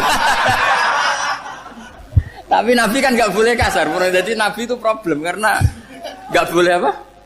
Kasar. Kalau kita kan gampang, wis nak halal untalan kan selesai apa? Tapi Nabi nggak boleh kasar gitu. Jadi nggak Nabi, sampean itu kan enak. Mau keliru ya pantas, mau apa saja pantas. Karena kan nggak panutan. Kalau Nabi nggak bisa meluruskan kebenaran itu harus tetap sesuai akhlak. Ya jadi agak kerepotan. Makanya punya Umar alhamdulillah ada yang nggak perlu aturan itu. Jadi enak. Jadi ya itu memang aturannya harus itu. Coba Nabi itu perang tapi nggak boleh bunuh. Kayak apa susahnya? Beliau jadi sasaran tembak tapi nggak boleh bunuh. Kalau sahabat kan enak, duel, relax, santai, bisa tarung. Kalau Nabi nggak boleh. Makanya Nabi meskipun ikut perang terus gak ada sejarah orang yang dibunuh. Ya hanya satu peristiwa itu pun dibaca orang kafir, ditangkis Nabi, pedangnya kembali ke dia mati. Tapi gak ada yang Nabi. Karena Nabi kalau pembunuh nanti itu terus kayak pendekar kan susah juga punya Nabi kok. Habis perang misalnya Nabi tanya, Muhammad habis perang berapa? 1000. Ya repot juga punya Nabi mantan apa? Pembunuh meskipun yang dibunuh orang kafir, tapi kan kayak apa ya? Fitrah manusia itu akan menolak kepemimpinan orang yang gitulah pokoknya gak bisa diterangkan itu. Makanya Nabi itu gak pernah bunuh meskipun kayak apa musuhnya tapi gak pernah bunuh. Untungnya di sekeliling orang-orang yang tadi. Jangan bilang tuh suka bunuh ya, pokoknya perang gitu ya. Perang dengan bunuh itu beda loh. Ya. Kalau perang itu fair apa? Fair. Sampai mana tadi? Nabi Ibrahim ya tadi. Makom tadi saya ulang lagi. Nabi Muhammad menghadap ke Baitul Maqdis itu hanya Allah nuruti. Ini loh Nabi betul. Tahu betul bahwa di antara syariat adalah Baitul Maqdis karena semua Nabi pernah berkiblat Baitul Maqdis. Tapi Nabi ketika menghadap ke Ka'bah, Nabi juga dibilangin sama Allah. Ini loh syariat yang benar karena Ka'bah juga kiblat sing a'taku, lebih tua ketimbang Baitul Maqdis. Maka disebut Ka'bah Atiqah. Ilal Baitil Atiq. Kalau Quran bahasakan Ka'bah apa? Wal yatawafu bil Baitil Atiq. Atiq itu tua sekali. Ya sudah. Ketika berstatus tua itu orang Yahudi seneng, mergo roh kelirune Muhammad. Mereka nantang, Muhammad ayo debat terbuka. Nabi rawuh. Bagaimana Anda bilang Ka'bah itu kiblat tertua? Wong Ka'bah itu pertama yang menghadap sana itu ya kamu. Semua Nabi menghadapnya ke Baitul Maqdis. Terus Nabi Muhammad mulai berargumentasi ilmiah tadi. Enggak, Ka'bah itu kiblatnya Ibrahim. Jadi Ibrahim dulu itu yang mulai dulu kiblatnya itu di Ka'bah. Terus orang itu tanya, buktinya apa? Terus dijawab, fihi ayatum bayinatum maqam Ibrahim. Ternyata di situ ada jejak kakinya Nabi Ibrahim, yaitu batu yang diinjak beliau ketika bangun Ka'bah. Itu argumentasi ilmiah. Lah barang orang Yahudi kehilangan ilmu, itu gobloknya orang Yahudi. Makanya yang bisa mengalahkan Yahudi hanya Allah Subhanahu wa taala. Luang Ibrahim saja golongan kita, pengikut kita. Ibrahim itu pengikut Yahudi. Wah, itu Nabi mulai senyum-senyum, mulai tertawa-tawa. Wah, itu goblok, orang terdidik. Karena itu ibaratnya kayak kamu bilang Soekarno itu pengagum Puan Maharani. Kira-kira seperti itu. Soekarno itu pengikut Puan. Karena Yahuda itu Yahuda bin Yakub bin Ishak bin Ibrahim. Saya ulang lagi ya, nasabnya Yahudi ya Pak. Yahuda bin Yakub bin Ishak bin Ibrahim. Jadi Ibrahim itu mbah keempat dari Yahuda. Tapi karena mereka kalah debat, Ibrahim itu pengikut Yahudi. Itu sama dengan bilang apa? Soekarno itu pengikut Puan Maharani. Itu kan jadi aneh. Atau Gus Dur pengikut Mbak Yeni. Atau Basim Masari pengikut Mbak Yeni. Itu kan aneh. Wah, akhirnya sama Allah diingatkan. Makanya ada ayat ha antum haula hajjatum fi malakum bi ilm falimatu hajuna fi ma laysa lakum bi ilm. Perjanjian debat ini semuanya harus ilmiah. Tapi kenapa perdebatan Anda malah ndak ilmiah? Akhirnya orang Yahudi iftadohu, malu semua. Wah, semuanya Muhammad. Itu satu-satunya kekalahan orang Yahudi. Tapi ayat-ayat seperti ini itu enggak populer. Ayat ha antum haula'i hajjatum fi malakum bi ilm falimatu hajuna fi ma laysa lakum bi. Jadi Islam, betapa hebatnya Islam. Kalau debat harus ilmiah. Dan Kanjeng Nabi menantang, ini perjanjian kita debat ini ilmiah. Kenapa sekarang jadi tidak ilmiah? Yaitu kamu mengatakan Ibrahim itu pengikut Yahudi. Padahal Ibrahim dengan Yahudi itu dulu Ibrahim. Makanya Yesus kalah, man. Tapi tetap ra Islam. Tapi nah, makanya terus Ka'bah dibuktikan ketuaannya lewat apa? Fihi ayatum bayinatum maqamu Ibrahim. Itu bukan makam kuburan. Karena makamnya Nabi Ibrahim tetap di Hebron, tempat di Palestina. Kira-kira itu Palestina. Jari Israel yang Israel bola menang di. Jari Israel yang Israel, jari Palestina yang saya pernah ziarah ke sana di Hebron. Di makamnya Nabi siapa? Ibrahim. Jadi jelas ya. Jadi nasa mansuh itu ketentuan yang dikehendaki Allah Subhanahu wa taala untuk menguji loyalitas manusia, menanggalkan semua akalnya.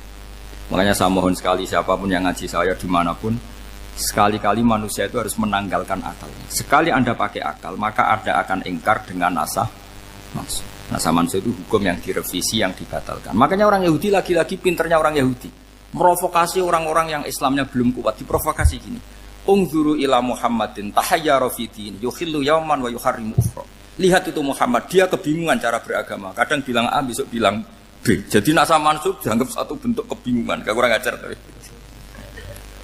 Wah, akhirnya sebagian orang yang murtad. Makanya nasa mansub itu satu peristiwa yang menjadikan banyak orang murtad. Karena diprovokasi orang Yahudi bahwa itu bentuk kebingungan Muhammad. Akhirnya terus saya qulu sufa minan nasi ma wallahum angqiblati mulati kanu aliyah. Nah, kelirunya orang Yahudi adalah ternyata nasa mansuh yang dipilih Rasulullah itu semuanya ada di Taurat dan Injil. Termasuk di Taurat dan Injil disifati dan Nabi sholli ilal qiblatain, bahwa Nabi ini akan bersolat dengan dua kiblat. Makanya tetap ditantang. Qul fa'tu bit-taurati fatluha in kuntum shadiqin. Kalau kamu tidak percaya bahwa saya ini orisinil, ayo bareng-bareng mengkaji Taurat. Tapi mereka tidak siap mengkaji Taurat. Karena Taurat semuanya mendukung Rasulullah Muhammad SAW. Fatluha in kuntum shadiqin. Makanya ini penting sekali ngaji. Jadi perdebatan itu macam-macam. Dan itu pinternya orang Yahudi. Ungzuru ila Muhammadin tahayyara fi dini yukhillu yawman wa yuharrimu ukhra. Ini penting sekali. Makanya nasa mansuh itu uji loyalitas. Itu Imam Malik kalau mencontohkan ke Imam Syafi'i. Saya berisikan contoh fikih. Ini saya melanggar waktu ini. Ini sudah berapa? Saya yang tidak mengesahkan diri saya. Ya misalnya ini ya, ini kertas bawa ya, ini kertas saya bawa. Terus ini tak kasih uang misalnya, uang 100.000. Atau kalau contoh Imam Syafi'i dulu dididik Imam Malik begini. Ya Syafi'i kalau kamu punya 2 budak, 2 pembantu, kalau dulu kan masih ada budak, 2 pembantu lah kira-kira. Seneng mana, yang cerdas sama yang goblok?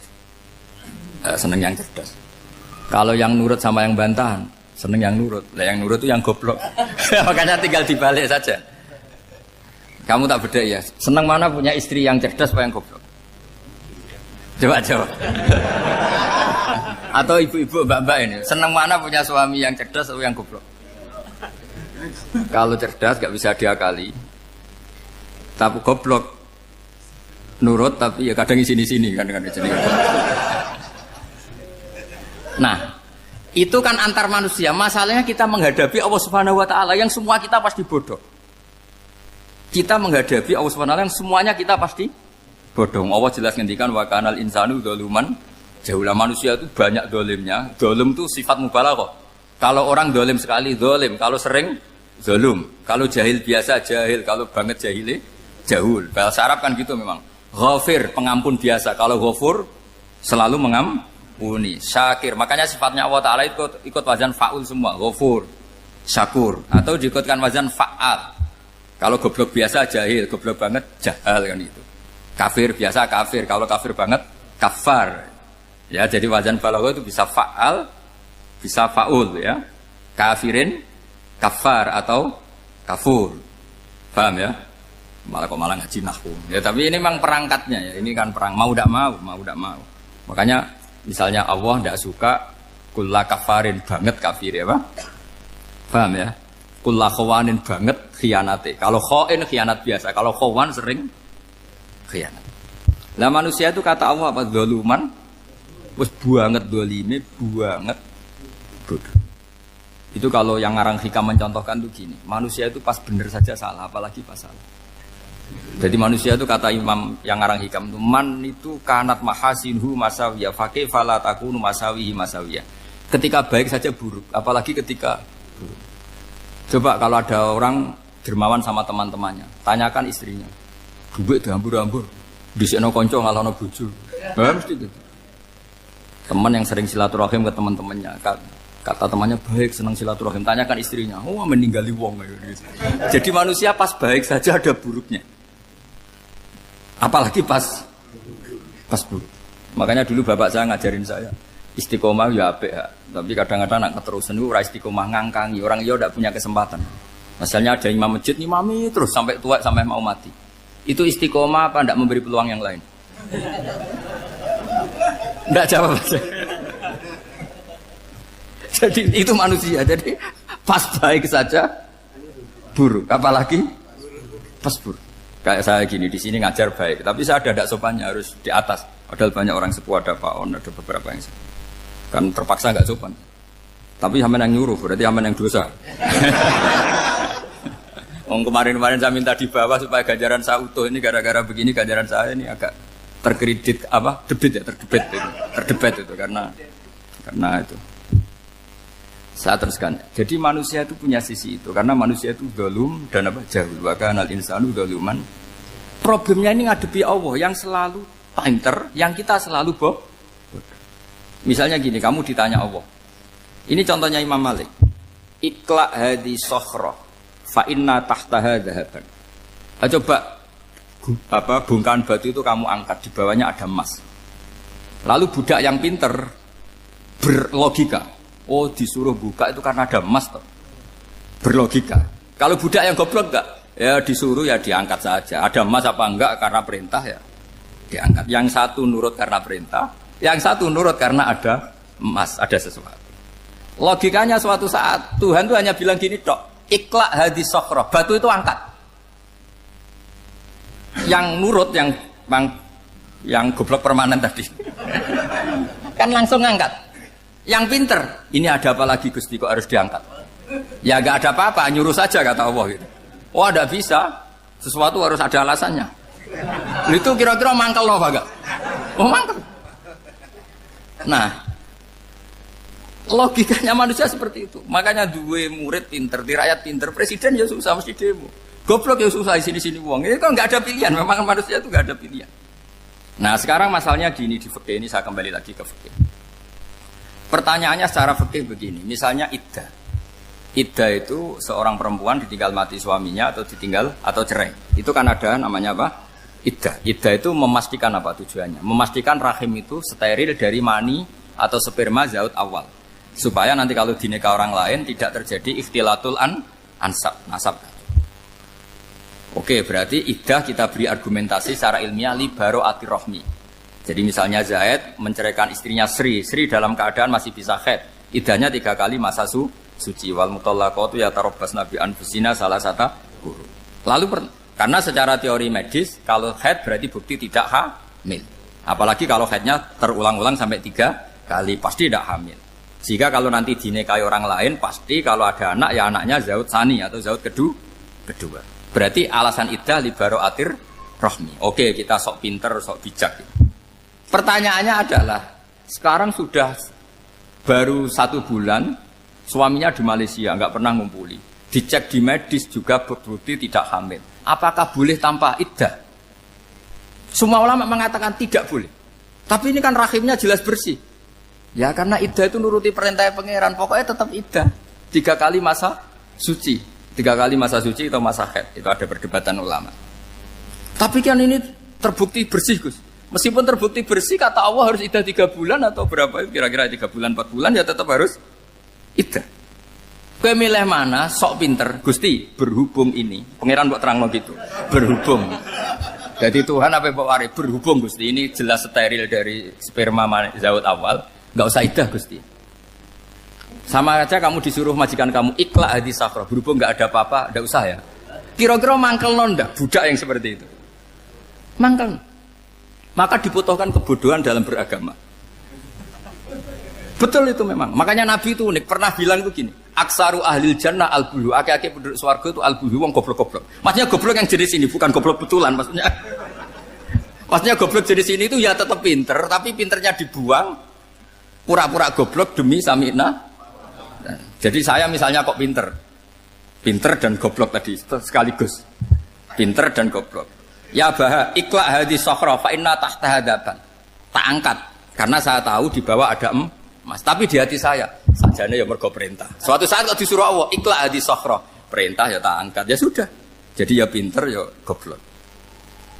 Saya tahu namanya perintahnya Allah pasti ada hikmahnya. Hikmahnya iddah adalah li baro'atir rohmi.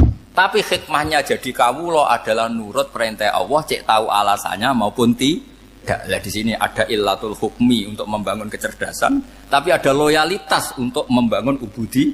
Ya, bahwa kita ini kawula roh tetap loyal. Makanya tadi pagi saya cerita Sayyidina Umar. Sayyidina Umar kayak apa cerdasnya? Tapi tetap ubudi ya.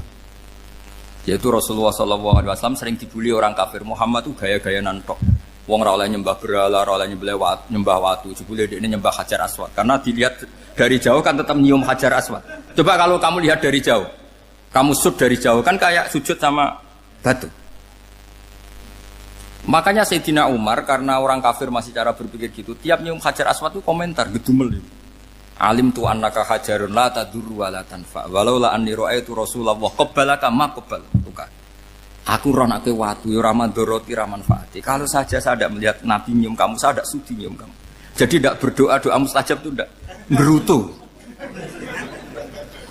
Karena apa? Umar tahu ini masalah secara tauhid. Kalau saya doa depan Hajar Aswad nanti dikira syirik karena berdoa di depan batu. Tapi kalau saya tidak nyium nyulayani sunnah Rasul yaitu nyium Hajar, wis tengah-tengah nyium sambil gerutu, itu sudah kompromi. Ya nyium tapi gerutu. Kayak apa? Makanya ya cerdas tapi ya goblok tadi ya cerdas. Itu uniknya Rasulullah. Jadi muji orang pintar ya sudah langit. Tapi Nabi pernah dalam satu hadis mengatakan aksaru ahlil jannah al-bulbu. Aki-aki penduduk swarga itu orang bodoh. Artinya orang bodoh itu bukan bodoh betulan. Kan? Dia meninggalkan akalnya demi loyalitas ubudiyah. Nah, untuk menutup sesi ini terakhir betul tak tutup selain ini selesai. Untuk menutup itu bukti begini, perang Badar itu perang yang nggak mungkin dimenangkan umat Islam karena orang kafir itu 1000 dengan pasukan full dengan peralatan perang full. Rasulullah itu tahun kedua Hijriah itu pasukannya hanya 313. Itu pun pedang itu untuk orang 5 itu hanya ada pedang 1. Jadi kalau mau dibaca orang, sih kamu nilai pedangnya aku. Itu kan nggak kebayang perang dalam keadaan seperti itu. Jadi mesti kalah, orang kok mungkin kalah, mesti. Tapi Nabi tetap bilang, saya ini disuruh Allah perang, ya harus berangkat. Yaitu perang Badar. Kata para sahabat, ya Rasulullah ini nggak masuk akal, sudah nggak usah perang, ini nggak masuk akal, mau setor nyawa. Sudah gitu dadaan, nggak ada persiapan. Lucunya apa? Sahabat itu ketika Nabi tetap berangkat. La akhrujanna walau waqti. Nabi menginginkan saya tetap berangkat meskipun sendi.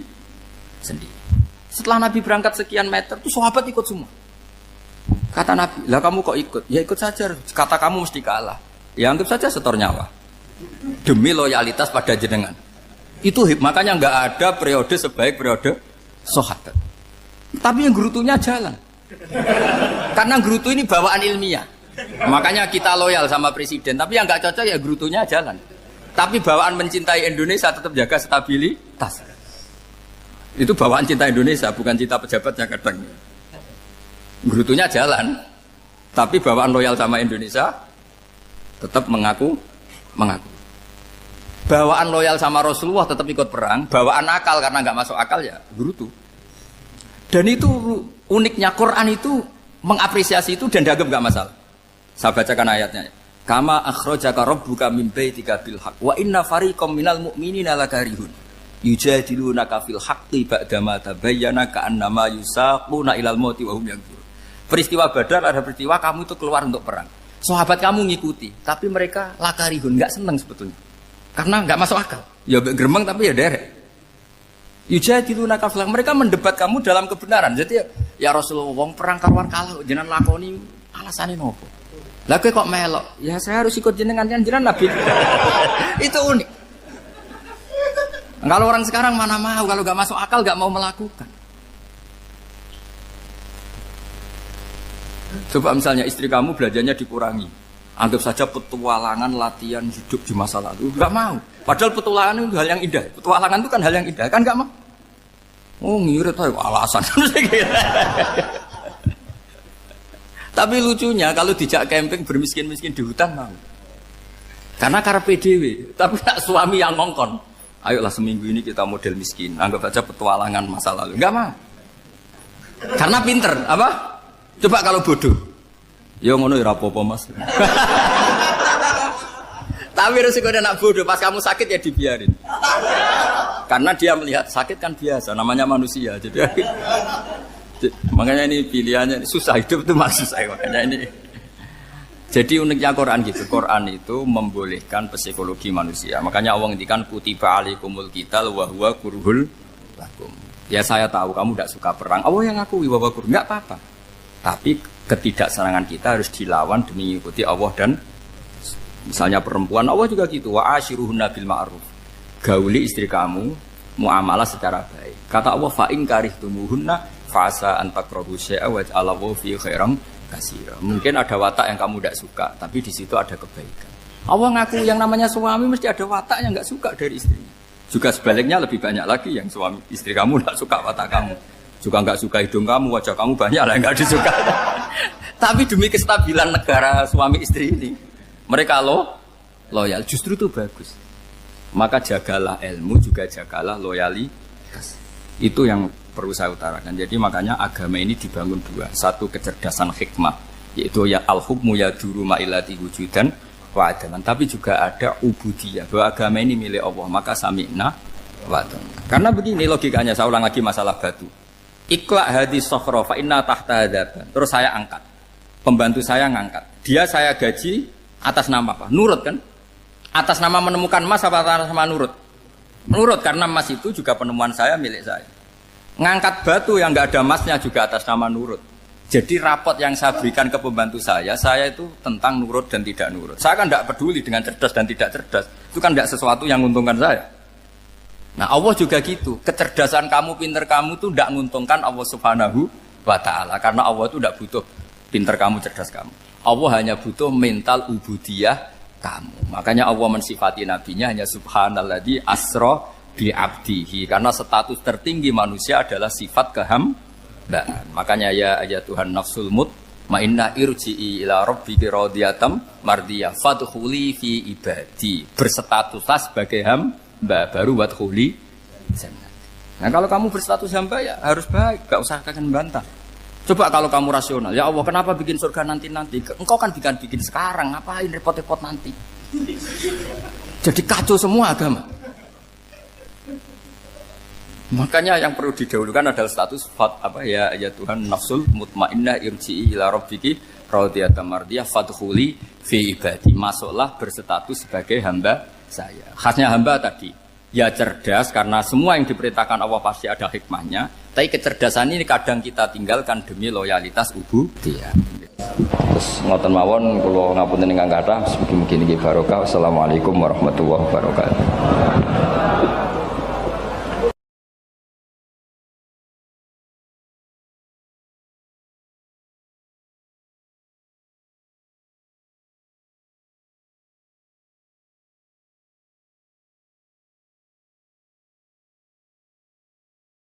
Ono bajingan kondang, gak tahu konangan.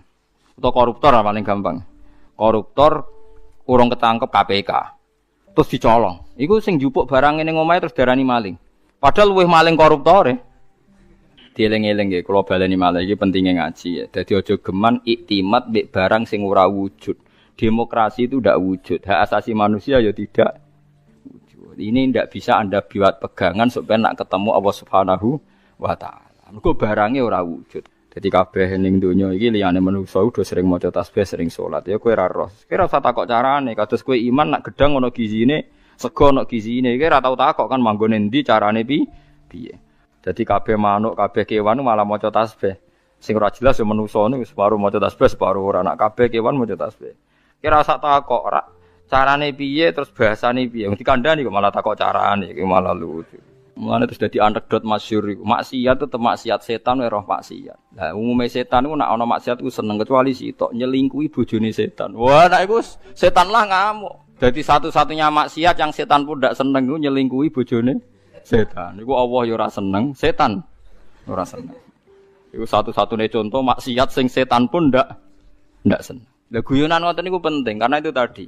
Hukum itu kalau nuruti pandangan manusia dawuh Imam Syafi'i iku ruwet. Mergo al-qaulu qaulu sahibil ya. Angger sing nyekel sawangane sing duwe. Dadi kados koruptor sing donyane akeh, duwe alpat macam-macam itu nek ana sing nyolong sepeda montore sawangane ya salah. Padahal ini dhewe hasil colong. Nah, tapi ki bener nyolong ya keliru, nyolong kok bener. Ya wis ngono agama wis ngoten iku. Lah mulane walillahi mulkus samawati wal ardh.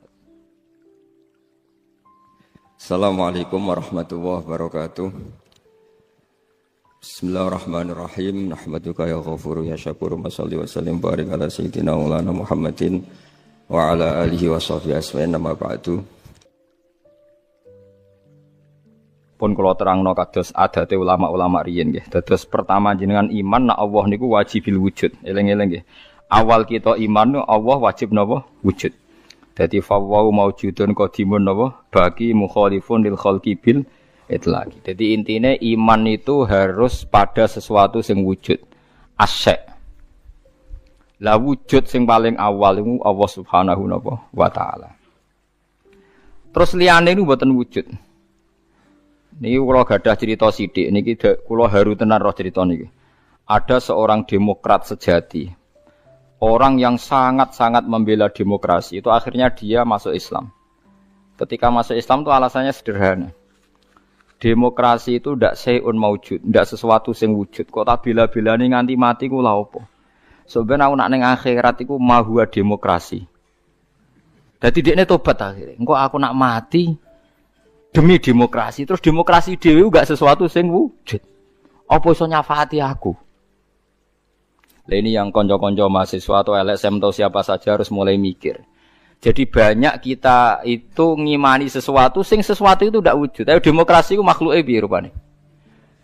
Nah Nabi Muhammad jelas orangnya ada, figur yang ada. Jadi bisa memperjuangkan kita nanti di akhirat. Kiai jek ono, masih ono sing darani syirik lah nak percaya kiai tetep wonge ono. Lah nak demokrasi.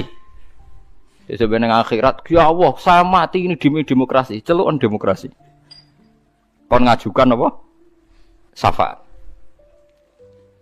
Lah makanya ngendikane ulama-ulama, kula nerangno model ulama kuno mawon. Iman niku titenane sing bener sitok, iman mbek sesuatu sing wujud. Demokrasi itu tidak wujud. Ijtima iftirak juga tidak wujud. Jadi keliru misalnya ini kalau nate ngaji filsafat yang Islam sing alim-alim kados Ibnu Arabi kados. Kalau orang Kristen bilang Roh Kudus, Jibril atau Roh Kudus Allah itu bersemayam di Isa, gara-gara ada istima terus jadi Tuhan. Istima itu ya ada wujud.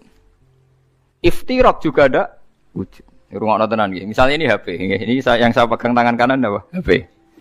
Yang saya pegang tangan kiri ini amplop, pulpen gampang. Amplop mari darani dhuwit niku, repot teng Indonesia nih. Padahal kalau di amplop gue batas kitab. Lha nggih, amplop kula niku tulisane ku naskah. Kula nak sinau teng kitab-kitab anen niku kula kutip teng amplop teng kitab. Mboten kados amplop Ruhin. Dadi wis ora sugih tapi amplop isine napa? Dhuwit. Nah kula isine naskah. Ya ini HP ya, di tangan kanan saya namanya apa? HP. Berarti HP maujud. Mon mikir lenan mon, HP ini maujud. Tangan kiri kula pulpen. Pulpen ini maujud. Ketika bertemu orang menyebut ijtima. Lalu ijtima itu wujud enggak? Enggak kan?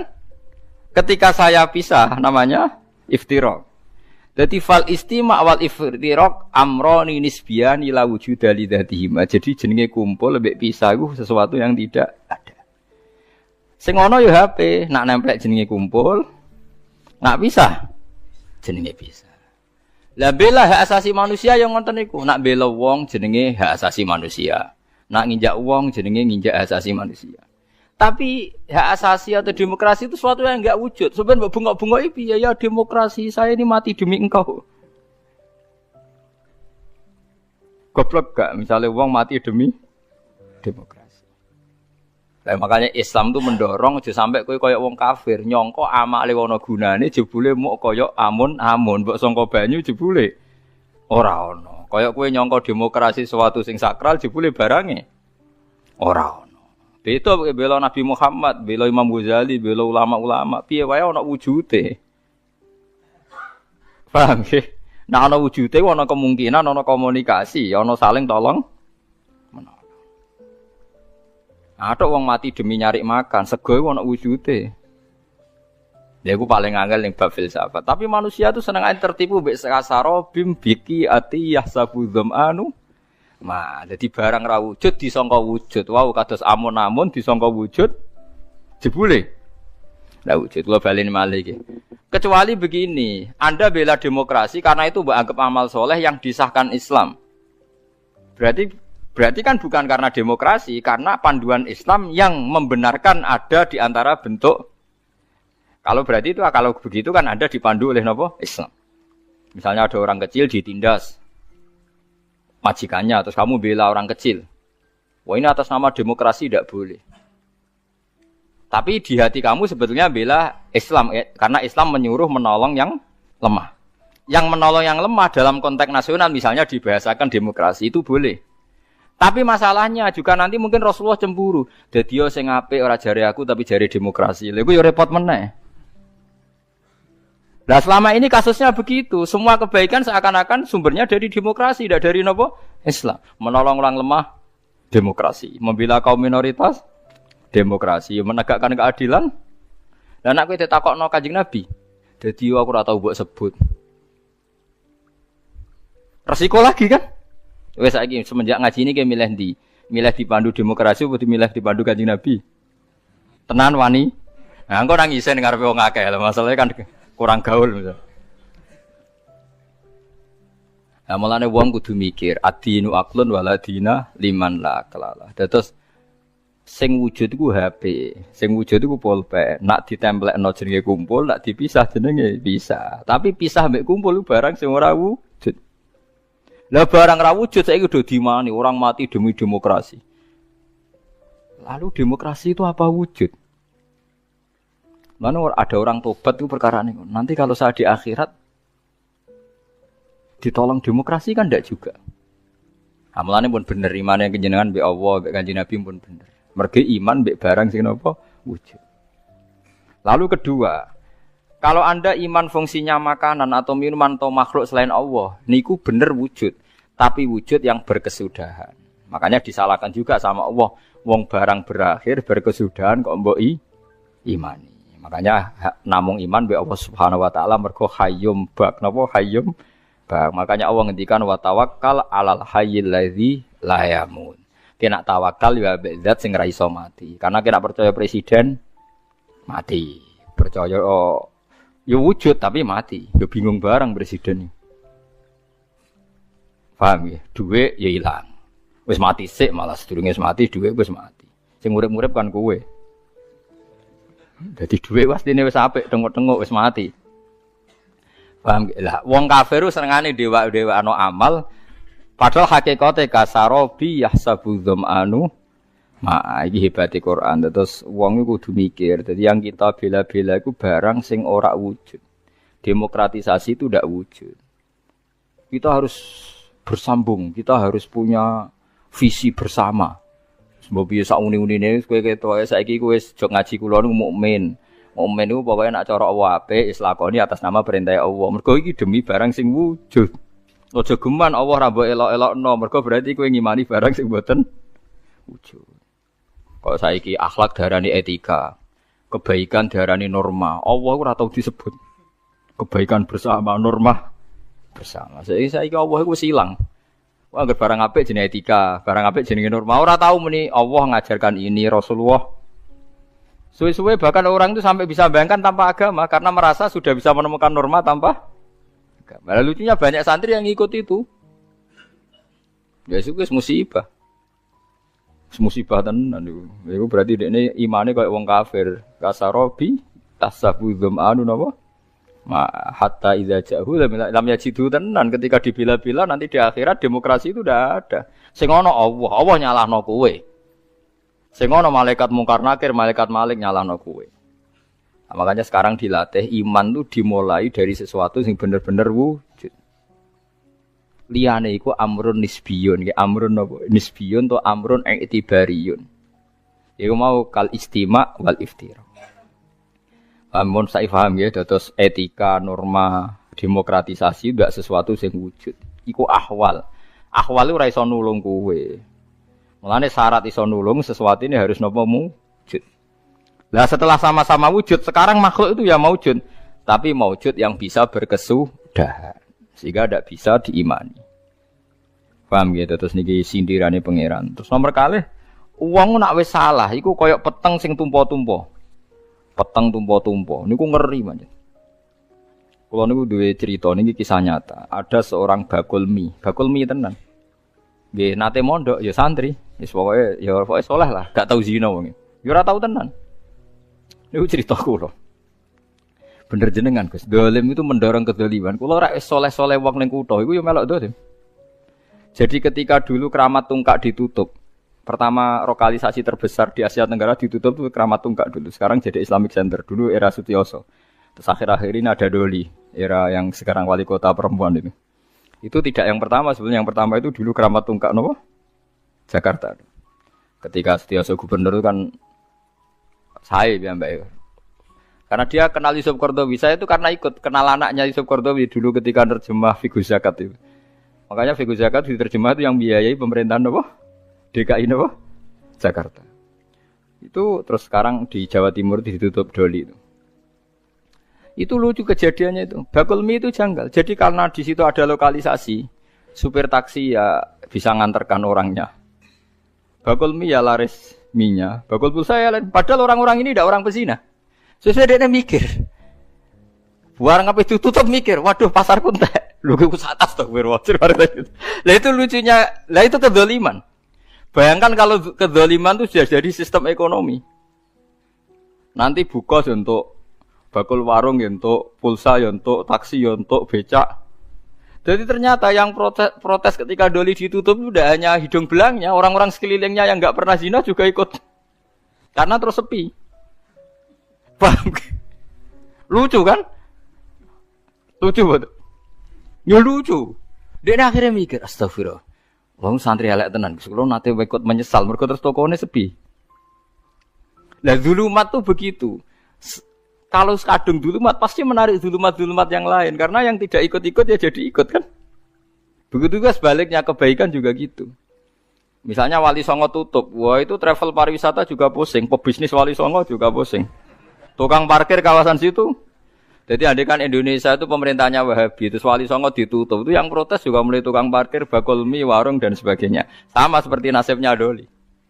Artinya kebaikan yang membawa efek ekonomi, keburukan juga bawa efek. Masalahnya kalau tidak ada ulama, tidak ada yang menjelaskan, kebaikan atau keburukan ini sama-sama jalan. Nah, itu makanya ini pentingnya zakat, ya, pentingnya zakat. Andai kan tidak ada zakat itu habis kita. Kulo nu jandi konco akrab kulo nggih sering dikei dhuwit piyambake. Nate cerita kulo, Gus kulo niku tiyang Lamongan, mergawe teng Jakarta. Dadi warung kulo warung Lamongan. Niku nak sing jajan mulai jam 4, jam isak itu sing normal lah Gus. Kadang ibu-ibu ya normal. Tapi yang mulai jam kalih dalu Gus. Wah niku jarang Gus wong normal. Wis kuwi agar husnudzon wong apik. Husnudzon piye lho Gus ngrayune ning ngarepku. Transaksine ning ngarepku. Meksa husnudzon ku ora iso. Dekne santri. Lah dhuwit niku ya tak go mesli adik kula sing mondok. Iku hukume piye, Gus? Dadi jam 4 normal, tapi anggar jam 2 ke atas gak normal. Ya tak guyoni. Ya nek kowe pancen santri tenan jam 2 tutup. Wah, pas rawe, Gus. Repot dadi. Tapi kayak aja sok suci dhewe. Padha ae di semua bisnis gitu. Nanti misalnya kowe ra di warung, tapi supplier berasnya Ruhin. Mustafa supplier rotine padha ae tetep. Mulane yang disesali ulama modern, kenapa ulama dulu mencontohkan i'anah alal maksiat, contohnya kok adol pedang ning begal. Paham nggih? Padha ae adol pulsa ning hidung belang digo selingkuh. Nggih mboten? Mulane ana ulama modern kritik, ulama dhisik piye to nyontokno nulung wong dolim amen adol pedang. Lah masih wong dolim nek ora mbok adoli sego lemes ya ora iso munggah padha wae to nggih. Berarti sing dosa ya adol sego, adol pulsa. Ya padha, adol alat bangunan padha. Wong terus do mojok ning gubuk lha iku. Padha wae kabeh nek donya iku padha wae kabeh. Lah iya mulane iki kan cerita wong fala tuzakku anfusakum wa alamu bimanita. Mulane wajib zakat karena kita itu tidak pernah mungkin kita tidak pernah maksiat langsung, tapi efek dari perilaku kita, sistem kita. Kulo nu duwe santri supir bis. Niku riyen sering ditulisi semoga sampai ke tempat tujuan. Tak kon nyoplok aja dosa tulisan. Iku nak sing separuh bis iku ape maling utawa ape ning gone prostitusi. Apa menake donga semoga kabul kajate. Ala repot, wis ora usah ngono.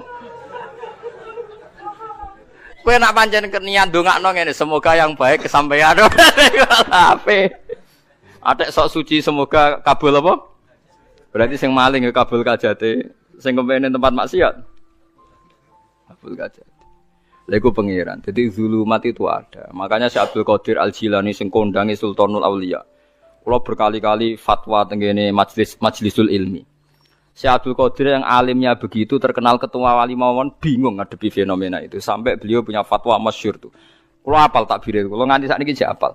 Fal halal halalu hukmin la halalu ainin. Mergo nak ain ora iso halal 100%. Sampai beliau berani bertahu ain ora iso halal 100%. Fal halal halalu hukmin la halalu ainin. Kalau masih ingat betul takbirnya beliau di kitab Al-Hunyah di Thalibi Thariqil Haq. Itu satu-satunya kitab beliau paling populer. Saya punya banyak kitab beliau tapi paling dipakai ulama seluruh dunia gini. Al-Hunyah di Thalibi Thariqil Haq. Fal halal halalu hukmin la halalu ainin. Yang namanya halal itu hanya hukumnya indallah, tapi ainnya tidak akan halal. Lah kok halal di? Misalnya kita jadi supir. Supir, sono wong dagang kan ya. Bayar normal, ape adol pecel ning Bringharjo normal. Engko wong sing ape riba, ape ngantor ning lembaga riba dosa. Sing ape ngantor ning nggon prostitusi dosa. Sing ape ngantor ning mangkal copetane dosa. Tapi karena kita nyupir pokoknya anggaran sing bayar ya berangkat. Lah itu fal halal halalu hukmin, kita nerima uang itu halal karena secara hukum. Tapi kalau ain dong copet misalnya bayar kowe nganggo uang hasil copet, tuku pulsa dari uang hasil copet. Lah sing adol pulsa santri go salam tempel mbek kiai ini ayo.